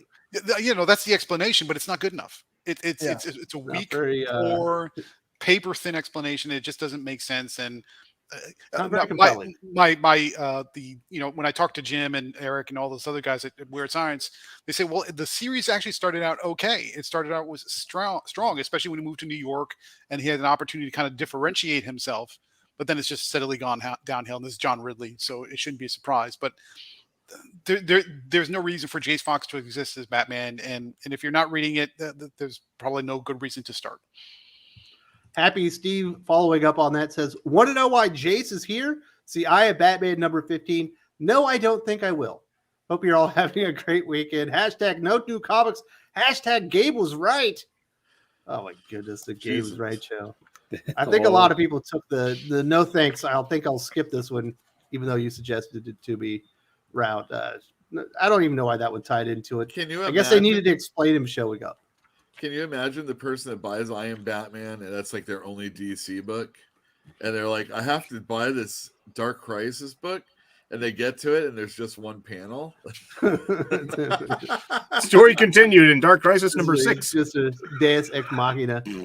Kenneth Dowling says, in lieu of this week's event, what's the best comic book? OG Crisis on Infinite Earths versus OG Secret Wars. Crisis on Infinite Earths. Crisis. Best event of all times. Secret Wars wasn't bad, but it also was an obvious shameless toy plug. Yeah, I mean that. All right, so Secret Wars, like everything we bitch about, you can look at Secret Wars. Okay. Yeah. All right there. And Superboy Pride. We talked about Dark Knight Returns and Watchmen changing the landscape of comics. Secret Wars did. Yeah. Crisis on Infinite Earths was a story that was important for some reason to DC, and it did what it was supposed to do, but it wasn't really good except for there was great art. Secret Wars, again, just a soulless cash grab, was probably better in that regard. Because, story didn't matter in that, whereas with Marv Wolfman and George Perez, you were there was monumental things that happened, but was it a good story? Read it again. I mean, it's tough to get through. Yep. It's remembered for what it did, not for what it was, if that makes sense. That's how I feel about it. So both are great. Got to have them on your bookshelf. But if I was going to read something for pleasure, it would be Secret Wars. Blackest Night. That's the one I'm reading. Well, that's a different. But I love those toys. Those Secret Wars toys were awesome. I got to give it to him. Oh, yeah. We got HH from Sigma Comics. Shout out to Wes, Master E, Gabe, and the very best comic book experts from Fanboy Indie.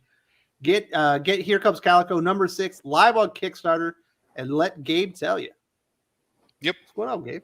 What? No. I mean, Here Comes Calico number 6 is coming out. That's if you go to Comical Opinions, we've got a review of issue number 1. We might do we've got the 1 through 5, so we might do some of the other issues in the future.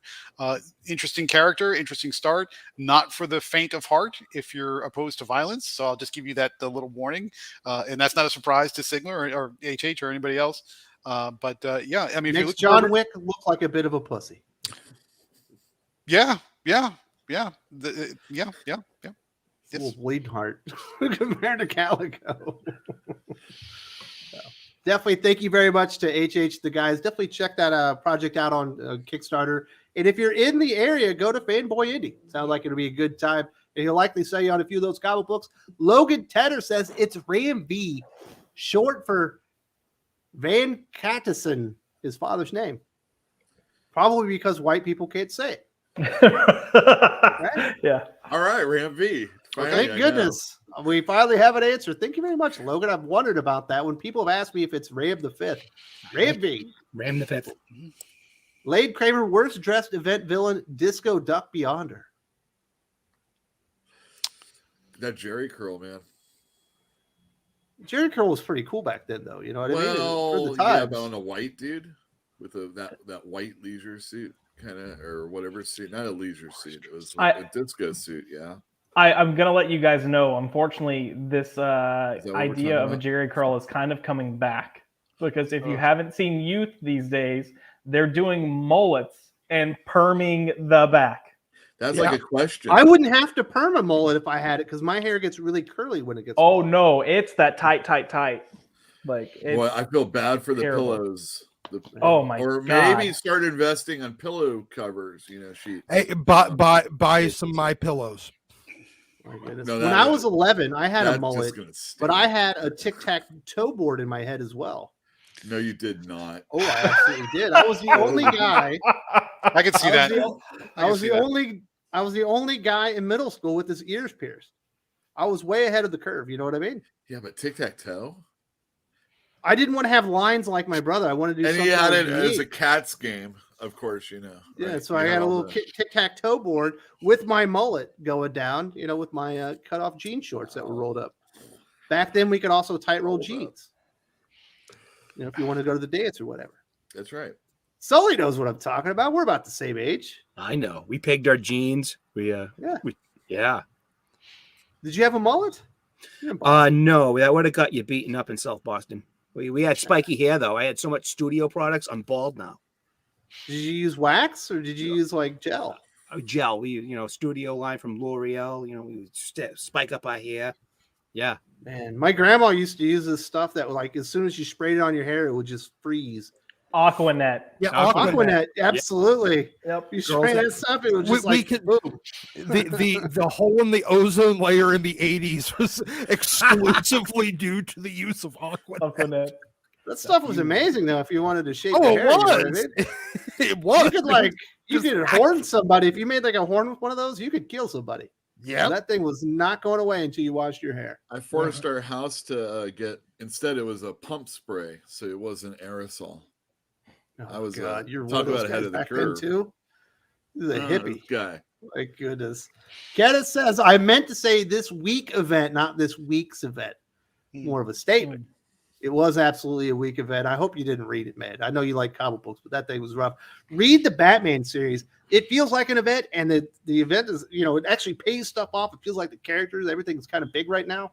Absolutely amazing. TY, who has more of a reason to kill Joker, Bats or Gordon? Gordon. Wait, Not only that, Gordon would be the one to actually he wouldn't be opposed to killing. You got to Joker. see him like sexually assault or hint at doing that to his daughter. Well, he was Yeah, also he tortured. done to him. Yeah, Yeah. he himself was tortured by Joker. Yeah. His daughter was sexually assaulted and then paralyzed. His ex-wife has now been, tortured by Joker. His son has been corrupted by Joker. Like Turned into a Gordon would serial kill him. killer. There's a Sarah Essen was killed by Joker in War Games, right? Yep, or in No Man's Land. Yeah. So Yeah. Gordon, 100%. There's I'm trying to remember. It was Shadows of the Bat, I think, that used to be kind of like the anthology book. There's a issue. I think in the first issue, there's a story in there that has Gordon, and it's when he meets Huntress for the first time, and he realizes that she's not afraid to kill people, and he has this internal monologue about how he thinks she could be the answer for Gotham as opposed to Batman because she's not afraid to take a life. And it's such a well-written monologue from his perspective as a cop. And he goes into like, as police, sometimes we have to make that hard call, but it's for the betterment of everyone around so they don't have to suffer.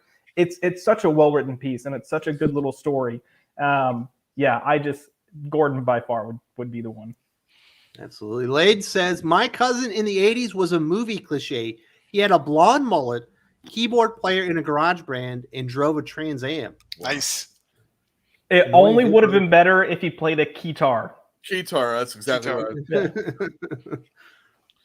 It sounds like he was probably a pretty cool guy. I mean, Trans Am in the 80s. Yeah, he probably had that Ninja Turtles concert VHS on Very repeat. cool. Yeah.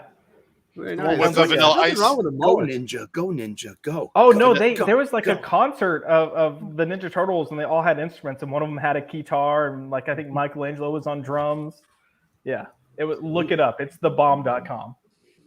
Kenneth Dowling says, Sully, when you started talking about Boston, I could hear an accent come out. Home sweet home.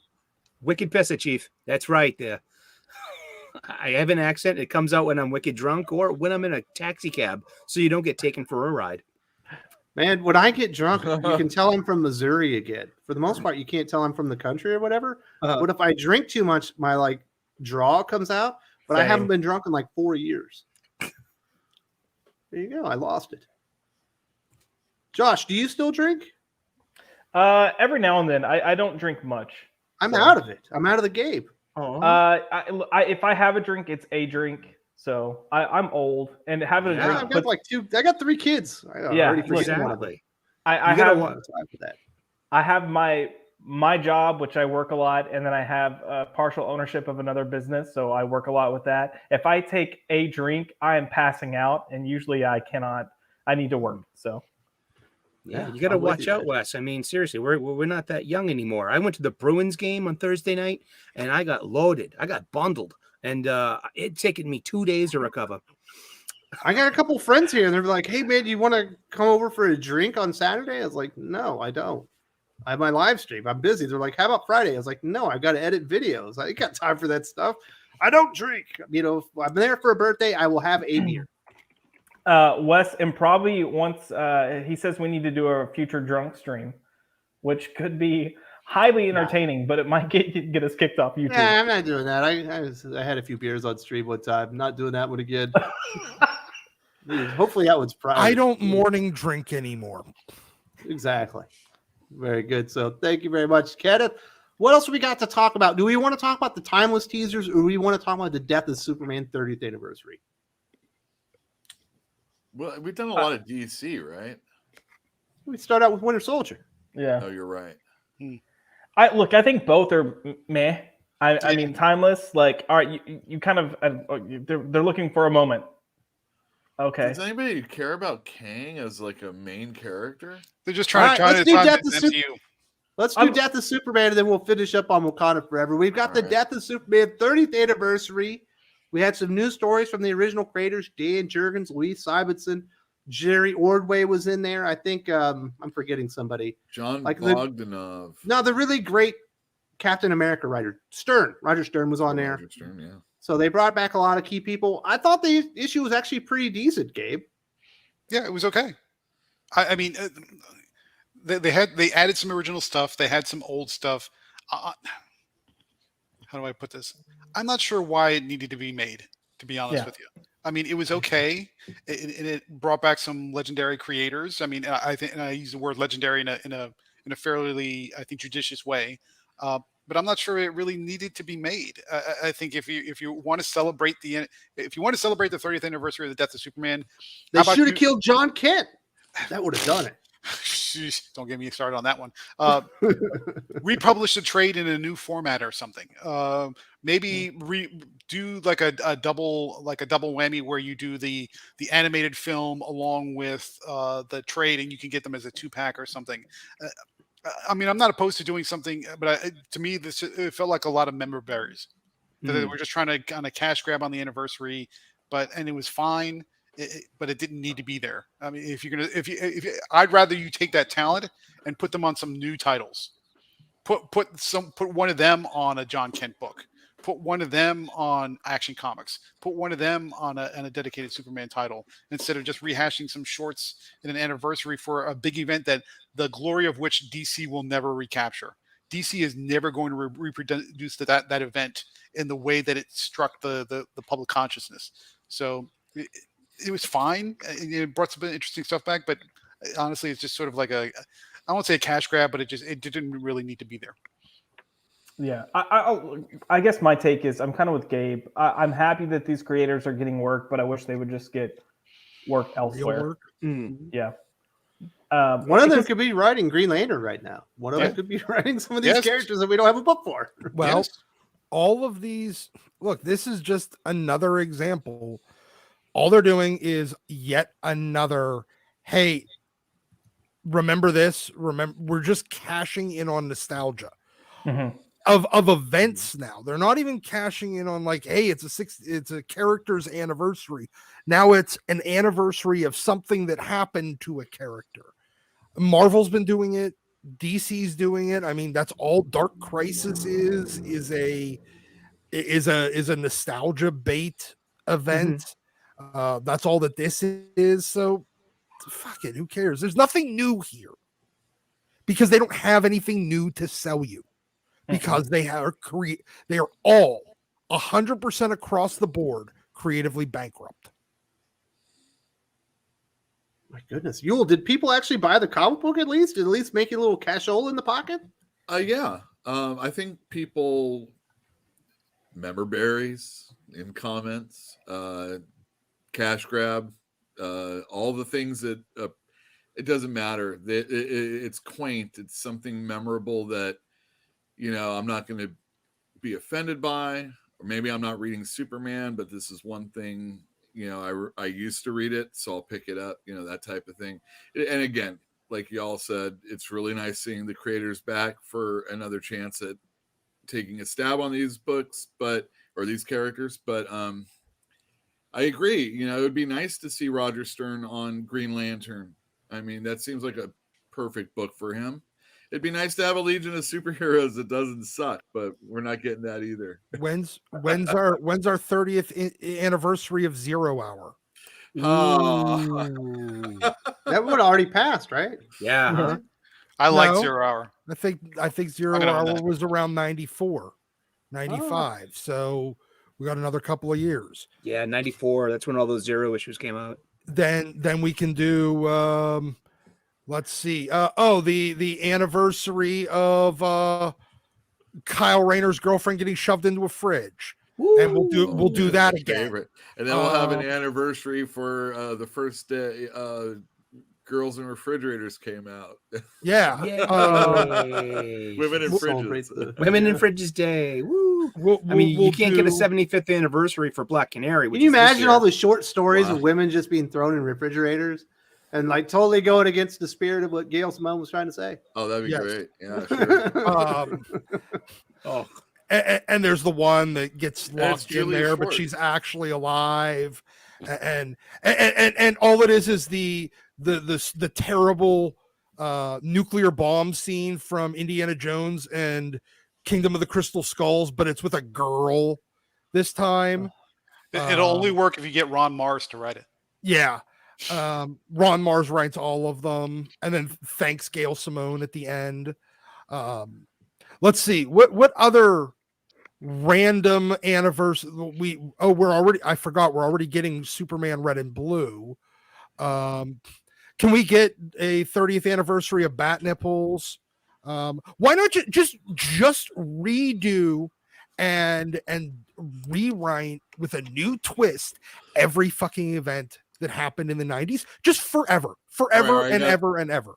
I got one off that. Hold on. So Mad Magazine will take old strips, like the Don Martin strips and stuff like that, and they'll rebubble them, reword them to fit today's needs. And we can just do that with all the old comics. We don't even need to pay new artists. Dan Murray, you're out of a job because I still got all this Jim Aparo stuff that's already out. Get out of here. Yeah. That would be fun. 30th anniversary. Jose Luis Garcia Lopez. In fact, you know what? Jose Luis Garcia Lopez, get out of here. I already got you. That type of stuff. Yeah, we're reviewing one of his comic books tomorrow on our retrospective. Give Jace Superman and Fox, Firestorm in DC Comics Presents. Give Jace Fox his own version of Nightfall. Yes. Oh, we got the 30th anniversary of Bloodlines Bane next year. tries to break Jace Fox back, but it's unbreakable. And you're like, I'm not weak like that original Batman. No, It just goes on a whole different direction. They'll just re-release the finale of 0 Hour, and after Green Arrow kills Hal Jordan, he just says "LOL, JK." And then when Bane tries to break Jace Fox's back, he breaks his knee. No, he's got him up, and as he's about to do it, he's like, I can't do this. I'm literally in awe of Jace Fox. Yeah. I couldn't do this to this guy. And then he would become good, right? He'd be like his Robin. He'll sulk away. Because that's the only way that heroes beat villains now, by villains feeling bad about doing villainous things. That's how Jace Fox defeated Sinestro. That's how the entire Marvel universe defeated a Celestial last month. So bad. Axe Judgment Day was, oh my goodness. That's what Joker will happened? come after Tim Drake with a crowbar, like he's going to break his back, like in with Jason Todd, and at the last moment they start making out or something. And then Marvel needs to just go over and we could do, let's see, 30th anniversary, because they're already doing the knockoff of Age of Apocalypse this year. So we need to do the Phalanx Covenant. Let's think of sounds like that's happening in Legion of X-Doc. Let's think of some real dumb little mini. Oh, a Punisher. What was it? Suicide Run. That was the ending of all the Punisher books. The last I hear Punisher you. book ever. Let's do it all. Let's redo it all. And then just never do anything. And then they could Why- do the 35th anniversary. Why don't they ever go back far enough to where they do like anniversary, like Sully's doing these old ass DC comics he's talking about?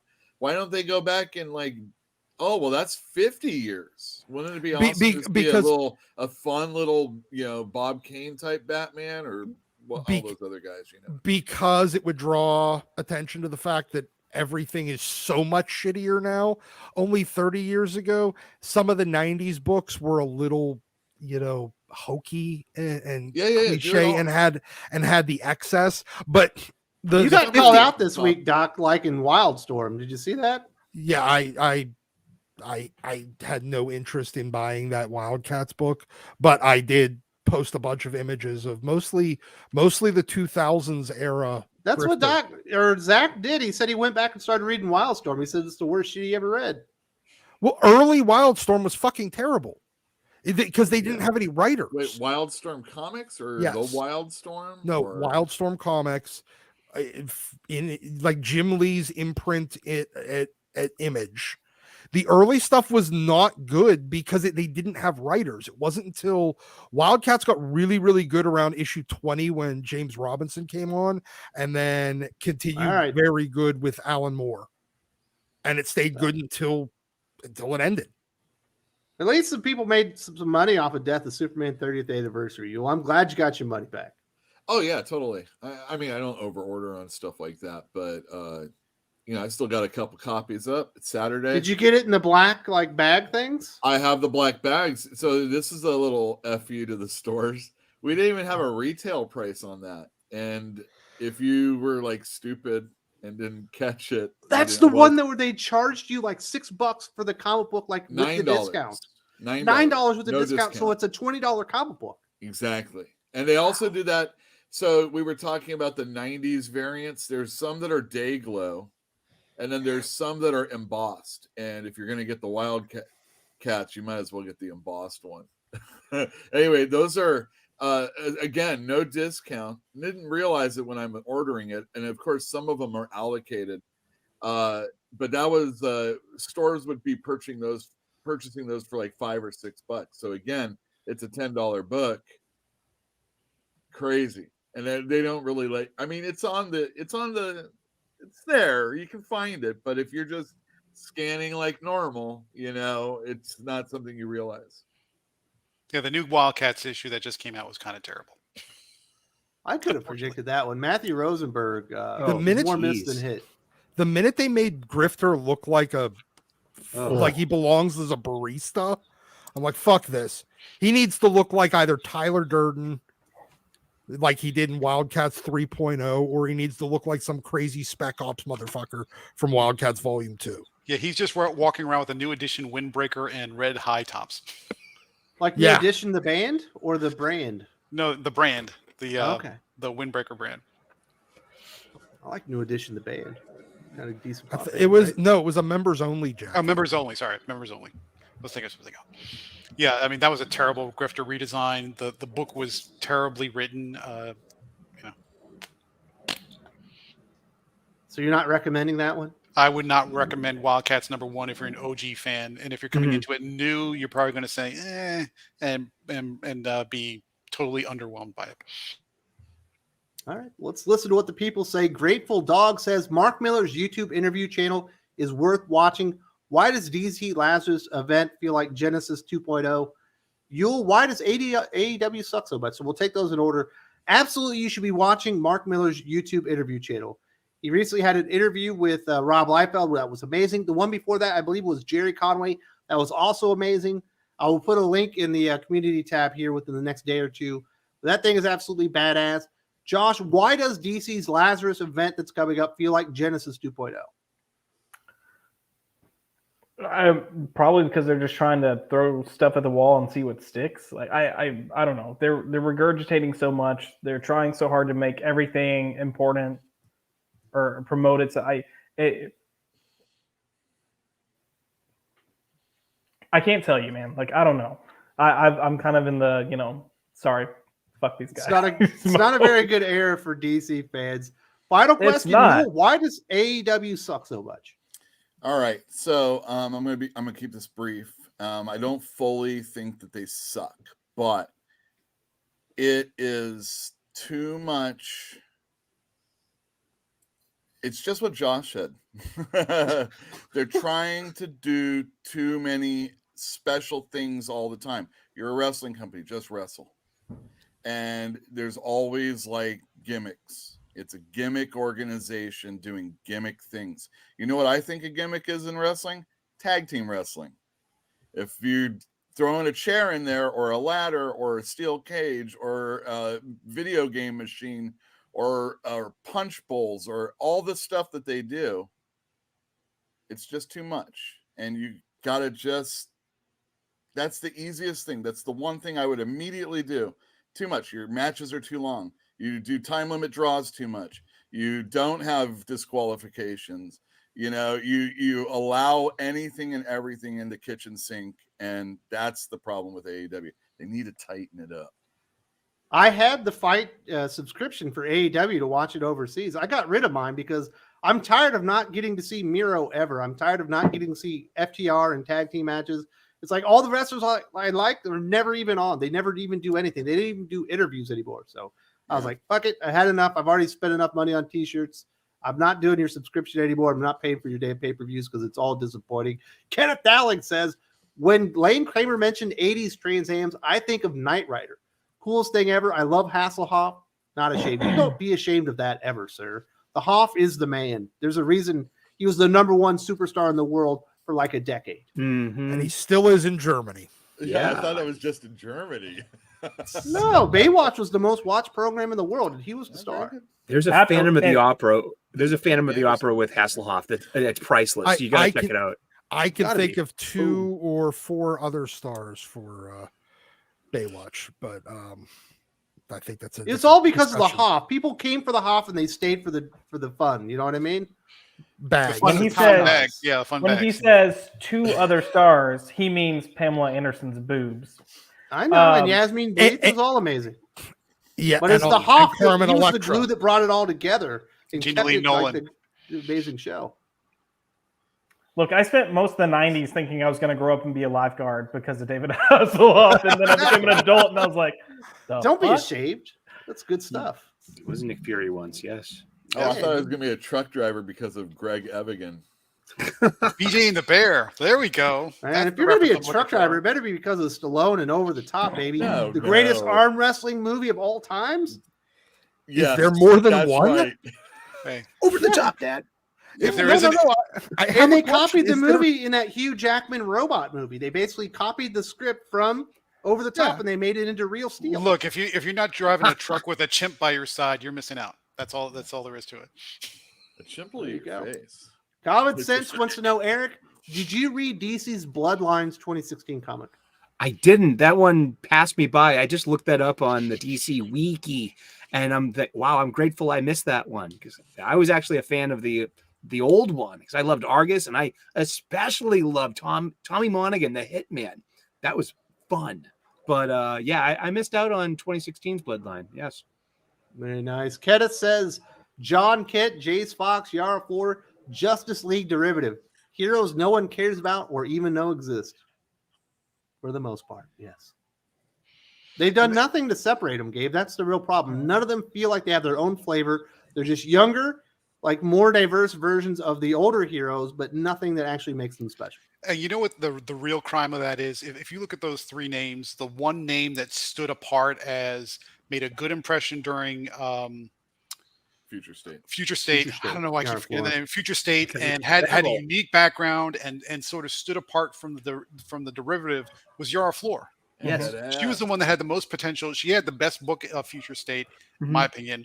She's the one that had the most potential coming out because her origin was different. It showcased like a sort of a corner that you never knew was there and had the most potential to explore that corner. And then they gave her to Joelle Jones, who completely dropped the ball and never did anything. And she's the one that's getting the least. It's strange because of the Trinity, Batman, Superman, Wonder Woman. Wonder Woman is the one that gets the least press, the least amount of marketing push, the least amount of attention, and it feels the least like, if you look at World's Finest, Wonder Woman never even shows up in that comic. It's always Batman and Superman, but she's always off in the corner. Of the three of the second generation, which is Jace and John and Yara, it's the same thing. Yara's the one that gets the least amount of attention right now. It's always Jace and John, mostly John. And I don't know what DC's problem is with women. I'm not implying that they have a problem with women, but I might be implying they have a problem with women. The But wrong they can't people, seem to get their brains around what to do with Amazons. the wrong people liked Yara Flor. Everyone hated the other two. That it's that simple. They unpromoted the one that the wrong people approved of and pushed the ones that the wrong people hated. Yep. It's that simple. But the irony of it is DC compared to Marvel, DC is the most like the modern interpretation of Greek mythology, which is tailor-made for somebody like Wonder Woman to deal with myths and legends and magic and all the things that go along with it. Wonder Woman and Yara Flor by extension is most positioned to take advantage of that mythology and do something interesting with it. Yet they're the ones that get the least amount of attention from DC editorial, and it's a crime. It's a complete waste of good material. Absolutely. Let's talk about our last topic. Obviously, everyone's talking about Wakanda Forever. The early returns are in. It appears, at least it's trending, that it's not going to do quite as well as the original Black Panther movie. Kind of makes sense because you don't actually have Black Panther in there, but it's still going to have a solid opening weekend. Certainly going to blow out Black Adam, just as far as box office on its opening weekend. I've heard like good things, mostly good things about the movie. Sounds like Callum Lyle is not a fan of Wakanda Forever. But Josh, you have been seeing the praises, and have you been in a virtual knife fight on Twitter saying that this is a good movie? Are people fighting back? I mean, yeah, a little bit. Like, look, one, you have to level set with what this is, and some of the arguments that I've gotten back from people are just kind of like, all right, you just sound like a troll at this point. What I would say is this is a very cathartic film, and it is very heavy because it's subject matter, but at the same time, it's very positive and uplifting. But just you should know that if you're expecting a high energy action romp, that is not this. This is a character-driven story with an ensemble of characters. I would say you definitely have someone that is a lead, but it's pretty balanced out between the cast. And it's a story that it's focusing on the loss of Black Panther and what does this mean to us as individuals? What does this mean to our nation? And that's kind of also dovetailing with where Black Panther left off. The last movie left off with Black Panther going public, Wakanda going public, and offering to share their resources and their knowledge. And when you have something, I'll just say one of your main plots of this movie is when you have something that powerful, nations are going to want it. And that comes into play. So you've got these characters that are trying to find their path without their leader, their king, find their path without their protector. They don't have the heart-shaped herb anymore. Feels like this is something that should be on the Sundance channel and not in the MCU. I mean, it definitely is like an MCU movie. So what I will say is it reminds me of Winter Soldier in some ways, because like Winter Soldier, how Winter Soldier felt like a sequel to the first film, this 100% feels like a sequel to the first film. You see how they're moving forward. I thought it was good. I thought it was well written. I liked the story. I like the fact that you have multiple characters making decisions that they think are the right decisions for moving forward. And then time and time again, these characters are facing consequences for their decisions. Some of them are good. Some of them are not good. So it goes somewhere. There's a heavy body count. I'm just going to put that out there. Some of them are characters that matter. Some of them are not. And it sets up. There's a lot of nuance. This sets up so much for going forward within just Wakanda itself, but also kind of teases some things that have already happened in the Marvel universe that have a different weight and a different slant now.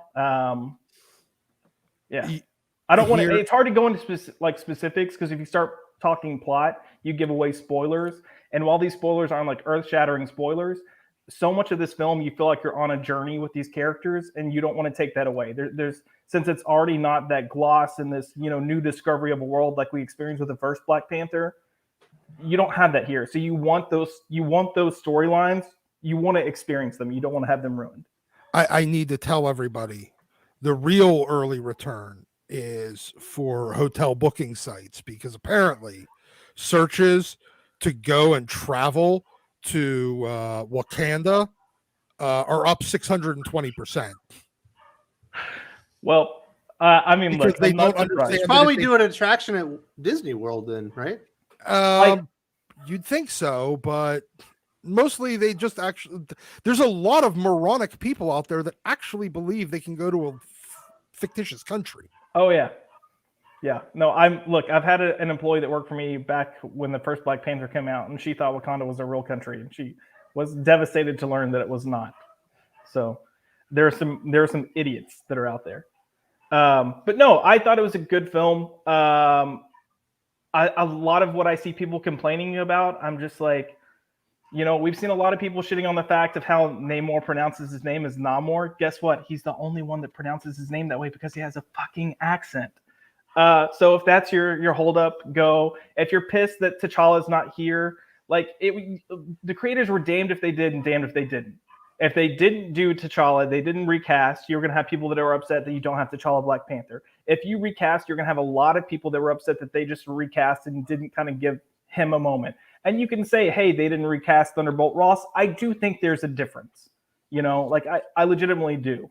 Because of what is Josh a faggy apologist? Is that what's happening here? Am I a faggy apologist? Faggy apologist. Oh, Feige. I thought you said a faggy apologist. I was like, I don't know what that means. Wow, Okay. I didn't know it was that type of person. I might say that not on the air to you, just as a that's joke. A I wouldn't say that for That's real. a more fantastic. Look, I said Feige apologist. No, I'm meh. Look, if you I threw in about 4 jokes in that video I made for you yesterday about Superman. Dude, I watched it, but did you like the one about the rod? He's on the rod now. I thought that was hilarious. I like that he hopped on the pole, because I immediately thought stripper, and I was like, what happens in this issue? And then I was like, oh. And then I took it. It's a hard dong is the pole. Yeah, it just took me. Look, I had it playing while I was driving, so it took me a moment. But yeah, I mean, look, I mentioned earlier or even on Twitter, that I felt like this is one of the top Marvel movies, and I will preface this with I classify a difference between top and favorite. I have things that are my favorites and things that are what I consider technically good. I feel like the script is technically excellent. I feel like the acting, you have some of the best acting you've ever had in any Marvel movie. And there's one scene in particular. So it's like Deep Impact versus Armageddon. Yes, Deep Impact is a more serious, well-written movie, whereas Armageddon's actually kind of fun. I would not say Deep Impact is a serious movie, but it's more serious than Armageddon. It's the one that took it seriously. Yeah, sure. Well, I mean, in comparison, I still wouldn't say it's a serious movie. In comparison to Armageddon, considering they came out within like 3 weeks of each other, that was a serious meteor movie. Yeah, right. Sure. That was the one with Morgan Freeman, right? Yes, right. And Taylor. Yeah. I guess that was the more serious. I mean, they weren't like going up on asteroids and blowing them up. That one was treated more like a drama, like a character drama. I mean, one was I'd rather watch Armageddon. Right? They did Michael Bay movie I've seen in my life. They did manage to send something up and they nuked it, but it just didn't. But like Affleck in that movie? Affleck? Affleck, I'm sorry. No, Affleck was in Armageddon. Yeah. That's the one I meant, yeah. No, they did song. They did send people up in Deep Impact to blow up the thing, and the guy went blind and he never gets to see his son before he makes it. They wound up doing a suicide run kind of situation. They did a suicide run, blew it partially off course. Yeah, they cracked it in half. by going into it, and one part of it misses the earth, some of it still hits, but it's deflected, and it's a lot less damaging. Josh, how did you take us in this direction? That's I my have no. question. I don't blame me. Oh, Faggy you were making all apologist. those- Yeah, faggy. I'm a Kevin faggy Feige. apologist. You're like, So I technically, just it's a wanna great movie. You might say not that think I'm it's fun or like sorry. it, but the filmmaking on it's impeccable. I was like, oh, No, but it is, and that's my thing. Like, if you don't like something, it's fine to say you don't like something. But he's like that key grip really put his stamp on this movie. I'm telling you guys, you got to look out for it. You're like, What a key gaffer. grip, huh? yeah. And like I said at the beginning, I'm perfectly okay if you don't like this movie or certain aspects of this movie. But if you come out and you say it's the worst thing that Marvel's ever made, like, you're a fucking joke. Because one, some people, they've made it clear that they haven't seen the movie. Thor: try The to Dark see the World is movie. still there. I try to. Well, there's plenty of movies you can reference. I mean, Thor: Love and Thunder for me is by far bottom tier, along with She-Hulk. And I then just we reviewed can that start movie naming movies up from there. Yeah. Dark World, Iron Man 2, Ant-Man and the Wasp. Like, let's be for real. But this is legitimately written like a film. And if you were going to go to Martin Scorsese and say, hey, which one of these do you think is the best film? He's probably going to look at Black Panther: Wakanda Forever and say that one. Because If it's a he doesn't film. just shit on all of them, right? But if Just he take a would big shit old on all of beat. them. But if you had to pick one, it would probably be this. I've never thought of Josh as like an elitist, but now that I hear him talking about movies and how much better he is than all of us, I'm kind of getting the feeling. Well, you should see chat, man. They are killing you right now. I don't give a fuck. That half Well, of the these thing people is, look. like, when someone is arguing acting, then I have to start wondering, That's do you know how to judge acting? Because, like, I can't call myself an expert. I just watch some things every now and then, but I don't really get into. Good acting is like porn. I know it when I see it. Yeah, exactly. Worse than that or better than that, I know when I see bad acting, and I mean really bad acting. But even then, it's like bad lettering. You don't notice it until you notice It's bad. it. But I can't imagine that any of these movies are super horrible in acting or super great either. I mean, this one, you have moments that are the acting is great. And there's It one was scene more emotionally based, because I know a lot of people going seeing the movie, they were like, they're already starting to get a little, choked up. Oh yeah, like there are. I'm not much of a crier. There were moments where I actually I had tears in my eyes. I'm not gonna lie, but this is also real for the cast and crew. Like, they're taking some of their real life experiences, and it's art imitates life. Some of them are taking real life conversations that they had or real life instances that they have, and they're plugged into this film, and they've mentioned it in interviews. But there's one scene in particular that is by far the best acting that I think we've ever had in the MCU, and it's Queen Ramonda and Okoye in the throne room. That scene will probably go down as the best acting in the MCU ever, and it's gut wrenching. I don't care about any of that. All I want to know is how good was Riri Williams. But does it Okay, have to- here's the thing. Riri Williams. Listen, I'm not a Riri Williams fan. Riri Williams, not that bad now. here. Because no, because you fell for the thing that they were attempting to do, where they literally just copied all of the scenes that were interesting about Tony's development into Iron Man. They literally just plagiarized their own movie. Hey, you like this stuff? This will make you like her too. Just You like see the Riri movie, getting Doc? that suit of not armor. even She that. plagiarized it. There is one thing that mimics Iron Man. Well, maybe two scenes that mimic Iron Man, but you're gonna have relations. It's freaking Ironheart. But honestly, I didn't mind Riri Williams because she doesn't really matter. Like, she's not made as this godsend golden child that's better than everyone else. She's just there. She happens to be smart. Her involvement here isn't even her fault. Like, she doesn't even realize why she's involved. Like, I don't want to give away plot points, but so you can't tell me how a little girl from Chicago is involved with this. They've shown the African scene. They go and they recruit her. Who They did- pick her up in her but- apartment. Okay, so look, here's the thing. The government has a tool that can find vibranium, and they are searching the world for vibranium. And they used it based on technology that she had created for school. She doesn't even know that the government took it and altered it to do this. Wow. Oh, altered it. Okay, cool. Yes. All right. I don't need to know anymore. That's good. Well, I know. All right, so let me. I'll ask a different question. If you take Riri Williams and her entire subplot out of the story, does it change the film in any significant way? No, I will say you probably could have done this without Riri Williams and just had a scientist. But these movies aren't for that. Right. Depending on Right. the future, depending on what the future and what they do, I can understand why they had her here, because there are moments in this movie that are clearly going to play a role for her character moving forward. Right. But not in a typical comics way.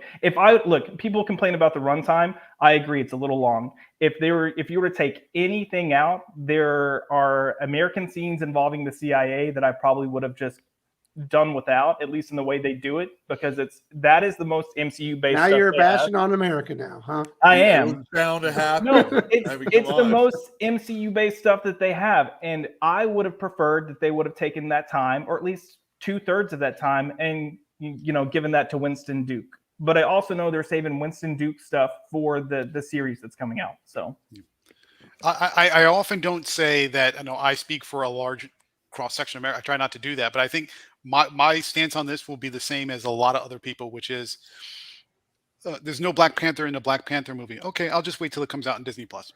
and that's fair. I think most people are going to take that approach. My stance on it is even further. There's no Black Panther in this Black Panther movie, and the first Black Panther was just a photocopy of Thor with worse CGI, so I'm skipping it completely the same way I did all the rest Doc of was them. going to say, I don't even have Disney Plus. I don't have Disney He doesn't. Plus. My brother has it, and I think I might have his login for it, but I don't remember. Doc says this movie isn't even worth pirating. Fuck. No, it's not.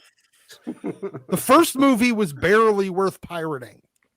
First movie is all right. It's overrated. But I guess my point on that is, Josh, your opinion is one of the few opinions that I value as legitimate and it's a word I trust and everything else. So if you say it's very good, I believe you. But I'm not going to go do the scheduling and pay all the money. I'll just wait to come to Disney Plus. And I think that's fair. And I think you have two valid reasons to not pay to go see this in the movie. The fact that there isn't a T'Challa Black Panther, or who you would want to have as Black Panther in this film, and you're having to rely on the supporting cast to then pick up the reins. And then also Marvel's burned this quite a bit lately. Oh, and I'm terribly disappointed I did not get Leo DiCaprio. Oh yeah. Well, Oh yeah. As T'Challa. Do you think that this, I mean, I don't know what phase this is technically part of. Four. Like, okay, so is this the final nail in the coffin of phase 4 all the way from phase 1? I mean, is this, Josh says it's amazing. I mean, what I'm saying is is that finally over? If I was like, No. I was done. Is after phase 4 Avengers over, Endgame, or- this is like you the- got I believe Ant-Man. so. Ant-Man. Yeah, Oh. that's the Oh, last okay. one. Well, what I'm No. trying to This is considered the final film of Phase 4, but I don't think Phase 4 has an identity. So right. They- Well, I mean, they said it Black still Panther was the harkens back to Avengers Endgame, just without T'Challa. And since there is none of him, I feel like this is it's either an epilogue to those days of Marvel movies, or it's the beginning of whatever the future is going to be. I mean, Or does you it could get make the there? assessment that phase 4 is like a setup phase. Yeah, Going right. into Transition phase phase. 5, it's a transition phase. Going All right. into phase 5, Phase- but Kang is the big deal in phase 5. Is this Phase the most 4. transition you can be? Here, This movie? Phase 4. No, the way to really qualify phase 4 is them emptying the bank account of all of the earnings in customer trust that they built in phases 1 through 3. They emptied the bank account. That's Maybe it. So, And now phase 5 is, oh fuck, we're broke. We Fantastic. have too bad we screwed up Moon Knight. we have Oh, entirely man. we are entirely bankrupt of audience, support. So we I had a have to little start girl get rebuilding She-Hulk it. yesterday. I'll have you know. To answer your question, one of the biggest complaints that we've had about Phase 4 is that it's directionless, and there is a character in this film that I did not know was going to be in this film that sets up a lot of plot threads that you can kind of see some momentum now, and it makes me a little more excited about some of these future installments. But I don't want to say the character because it gives it away. Yeah. Let's hold on. Let's move on past this. We got to hear from the peoples, and we'll wrap this bad boy up. right. Dylan Lindsay says they should have recast Black Panther. Chadwick Boseman was great, but he is not. But he is not actually the Black Panther. This movie had a distinct lack of masculinity, so it's not going to resonate with boys. See, and what my comment to this would be, yes, there is a lack of male characters in large roles, but M'Baku is here, and his ultimate role is I'm not going to say important, but it's hard to say without giving away the ending. And then you've got things like you definitely feel Chadwick Boseman's absence, and you definitely feel Black Panther's absence. And at first, when I kept reading this in reviews, I thought that was a negative thing. And when I watched the movie, I didn't think it was a negative thing. It's very much ingrained into the story. And you have every character reflecting that in their own way, that they can't move forward and they can't run their country. Like Wakanda is essentially, I kind of wish King KDI was here, because or maybe it wasn't King KDI. Someone else was coming in that they felt this as well. This lack of his presence turns into an honoring of the need for that presence in the script, and it really kind of drives home this message. Josh, just stop talking. This is what Kenneth has to say. Josh, I hear you, brother. I saw Black Panther: Wakanda Forever, and I'll say it was not the complete dumpster fire I thought it would be. I just felt the movie was unnecessary, but if you enjoyed it, I'm glad. Hashtag recast T'Challa. Yeah, and if you'll remember, like months back, I told you if you want T'Challa back, you will end up getting it. They've already announced that they have plans for bringing T'Challa back. Like, this is a sidestep onto there. Like, this isn't the last movie. They're gonna deep fake Chadwick Boseman. No, but I saw people pissed off that they didn't deep fake him in this movie. There were some like some of the comments of why people didn't like it. No, I mean for 3. Oh, I don't think they'll so. deep fake him for 3. But you don't have to. I mean, with Loki in the TVA and WandaVision with the multiverse and Doctor Strange 2 with the multiverse, you could just bring in another actor and multiverse explain it away as this is the another dimensions version. You could just bring in another actor like they did in Iron Man and not even acknowledge it. Yeah, do that too. What I will say in short is we constantly talking about movies that have nothing to say. This movie has something to say. We constantly talk about movies where characters make decisions and there's no consequences. This movie has consequences time and time again. We constantly talk about a villain that doesn't feel villainous. This villain is villainous. We talk about women and the female characters, especially in Phase 4, and how they're just upended and made like the second coming because they're women. This does not do that. Like, you have women leaders here, but they are very flawed and they definitely, fall in the shadow. Happy Steve says, here, take my money, Wes, before Josh gets you demonetized with his misunderstanding of what you said. Who the fuck was the villain? We're not trying to give things away, Doc. I mean, spoilers. Look, all I'm going to say is for the sake of this film, Namor is 100% the villain, but is he villainous? Okay. And I will say, I personally, like, Namor for me killed this movie, like killed it in a good way. Like, that dude. There you go, Happy Steve. Well, thank you very much for supporting the channel and understanding that Josh is trying to get me to monetize with bad thinking talks and all that stuff, and taking my words and misconstruing them, saying that I thought, what was that, a Feige shill? Feige or something like that. Bad. You said it. Oh yeah, I did. Look, I'm gay. I have a right to say it. That's right. I'll call people that all the time. Candace finally says, honestly, my favorite part of the movie was Lupita wearing a green outfit, and she has a nice cake. Also called a booty. The girl who plays Riri got good cake too. That heterosexual life, Josh. Yeah, hey. That's a review he won. Yeah, exactly. If you're into cake, you should go see Black Panther Wakanda Forever. Exploitation film.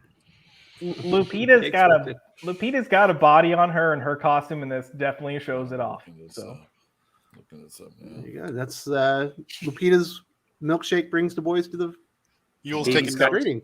Baby's got cake. Baby got cake. Frosting. Thank you very much to Kenneth and everyone for supporting the show today. We got in there. Josh might be the most hated man on the entire channel now. I appreciate you Going out there, standing behind what you believe is to be correct. Let's talk about some comic books we can actually recommend. We won't go too much into the movies. Josh, are you recommending a comic book that people might trust you on this week? I haven't read comic books this week. I'm a little behind, so I'm on this. Like I haven't been able to get to comic books until Monday, so I'm constantly a week behind at the moment. Sorry about it, guys. Are you going to recommend, I don't know, Beyond the Red Hood or something cool? Do you have anything? You mean like old? I mean, pick up old school comics. We're talking about events. One of my favorite events was No Man's Land. There you go. Pick up No Man's Land. I think he's got the compendium now. Hey, yeah, well, yeah, and they're releasing it in omnibus, so you can find your Road to No Man's Land Volume 1, Volume 2. It's worth spending your money on. Very nice. Yule, what comic books you recommended this week? I am recommending Amazing Spider-Man number 13. I am still digging the title. It's got a lot of good action in it. JR Jr. is doing a good job.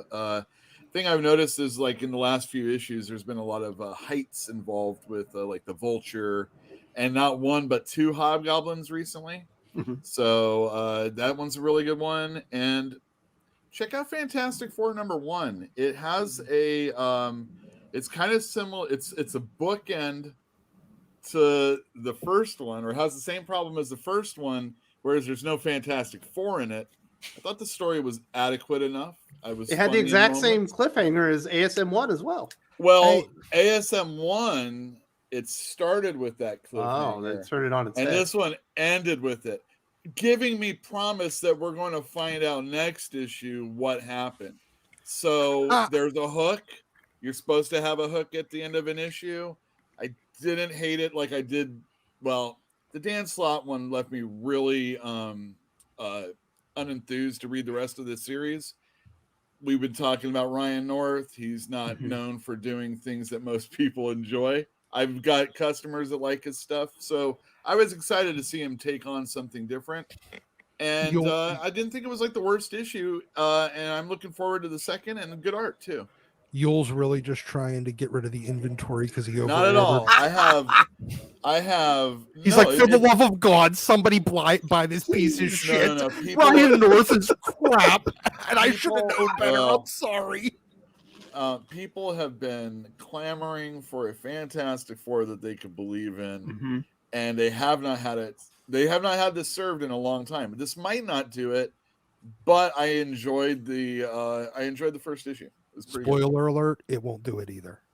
It will not, but if you want some cool Fantastic Four adjacent stuff, Marvel 2-in-1 from Chip Zdarsky was absolutely badass. Go check that one out because he should probably be writing it. Gabe, what comic books are you recommending this week? Are we going to get a little Lord of the Jungle action? Yes. Lord of the Jungle number 1 from Dynamite Comics. I loved it. That's Dan Jurgens coming back to write Tarzan, and for the most part, the issue is a encapsulated recounting of Tarzan's history and is fairly authentic to Edgar Rice Burroughs' original book. And the art is fantastic. It's channeling all the Kubert School type of art for Tarzan. The story was well paced. I loved it. I thought it was a fantastic way to kind of kick off a new run on Tarzan. Jurgens killed it, and I love the art, so I'm recommending that one. I'm also going to recommend Heavenly Demons Reborn Volume 1 from Ablaze. So there's your manga fix right there. It's a class, and Ablaze does republishing in English Western styled recontextualizing of manhwa, which is Korean manga, and it's an old school about this kid who is infused with the reincarnated spirit of a warrior who was unjustly murdered. And it's a great volume. It reads really quick. It's great art, great action. You're gonna love that one. I'm also going to recommend Sherlock Scandal in Belgravia Part 2 number 4, which is basically a manga style retelling of the Sherlock series from BBC with Benedict Cumberbatch, and it's a great adaptation. So if you loved that series, you're going to love that comic. So I'd recommend picking that one up. If I move over to Marvel and DC, on Marvel side, I'm going to recommend Moon Knight number 17. I finally cracked the code with Jed McKay. His Moon Knight works best when Moon Knight gets angry. When he gets angry, he gets crazy. When he gets crazy, that's when Jed McKay makes Moon Knight shine. And if you can do more of that, I think that's going to serve that series better. And this was a great issue where he's coming to terms with the vampire infestation in New York. And I'm not going to spoil it, but it's a good issue. And on the DC side, I'm going to recommend Batman versus Robin #3. Number 2 was not great. Number 3 gets back on the track, and a lot of great human moments where Batman is confronted with all of the different Robins, and all the criticisms that you hear about the different Robins and how Batman has treated different Robins come up in this issue, because all the Robins are possessed. Batman has to fight them, and they all start hurling insults at him and like, "Why didn't you love me this way?" Jason Todd says, "Why didn't you come look for me?" And, he has to deal with all that. And you see Batman confronted with the mistakes of his past in raising these different Robins. It's a great character piece with great action at the same time. So it's a long list. Also, follow Weird Science DC Comics, follow Weird Science Marvel Comics, and for me personally, follow Comical Opinions, and we're going to have reviews for days. You're never going to have too many. You're never going to not have enough reviews for us to present to you. Nice. Awesome. We also have Dylan Lindsay. I forgot. Can anyone recommend a Superman story? I say go read Superman Up, Up, and Away. It's out of print right now, but if you can find the graphic novel, the trade, it's absolutely brilliant. You might just have to go get the single issues. It's Kurt Busiek, Jeff Johns. It's my favorite Superman story. Nice. Pick up All-Star Superman. Yeah. Great Morris. Yeah. And in that one, Wiley. Superman has an interaction with a troubled teenager that is worlds better than what he just had with John Kent. Yeah. Superman Man for All Seasons is also good. Absolutely. Jeff Loeb and Sale together. Camelot Falls. Carlos Pacheco did the art with Kurt Busiek on writing. Alan Moore's Whatever Happened to the Man of Tomorrow. Oh, yeah. So that's so good.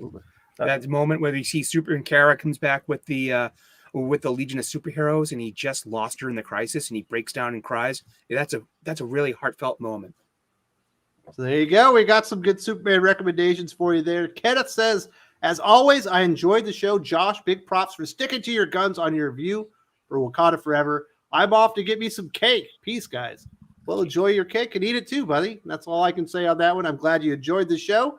And good job, Josh, sticking to your terrible opinion that no one likes. Hey, all I'm going to say is some of the people that were telling me my opinion was wrong started mentioning characters and the movie was wrong because these characters weren't in the film. And some of those characters are in the film. So you just revealed you didn't watch the fucking movie. Oh, my goodness. So Josh is always right. Eric, what are you recommended this week? Oh, here's my brown paper bag. The telltale bag that I've been to a comic book shop. Yes. I got Dark Crisis 6. It was okay. It's mediocre. I really absolutely loved the New Age, the new Golden Age #1 by Jeff Johns and company. I love seeing Jerry Ordway's art. He pops up in here. Todd Knox in here.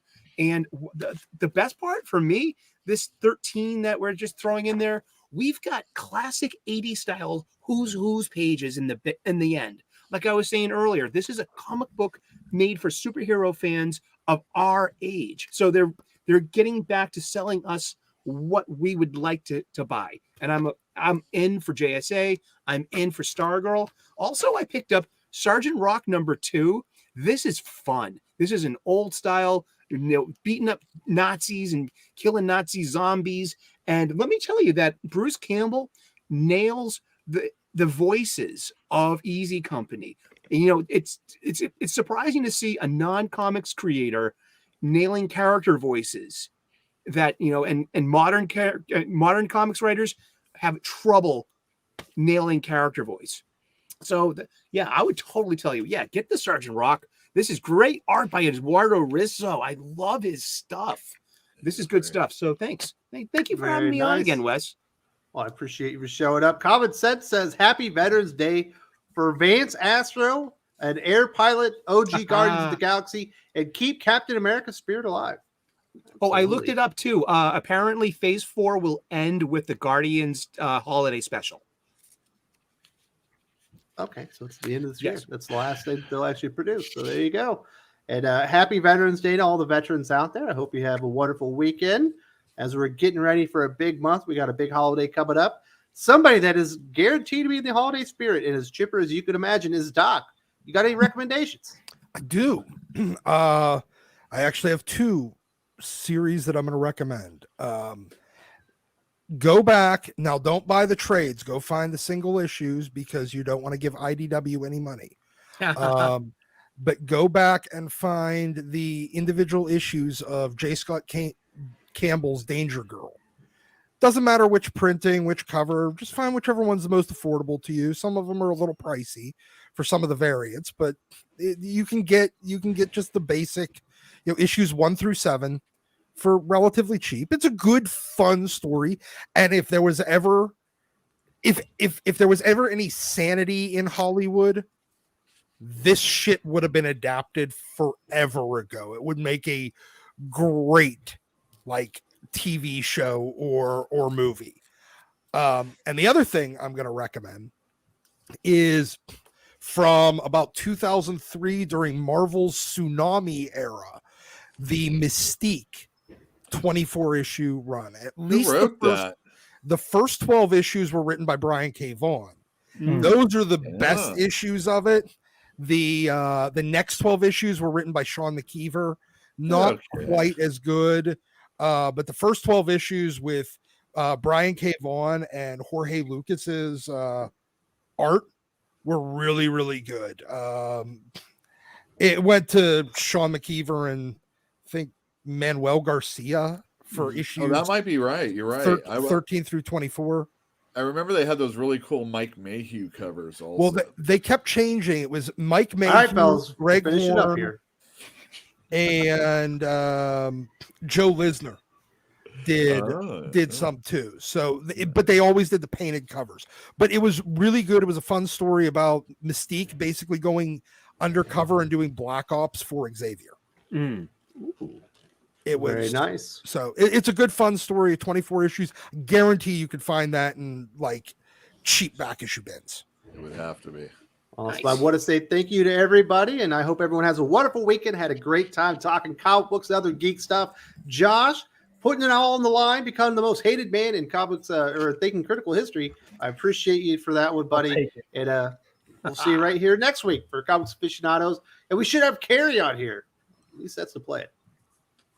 Bye.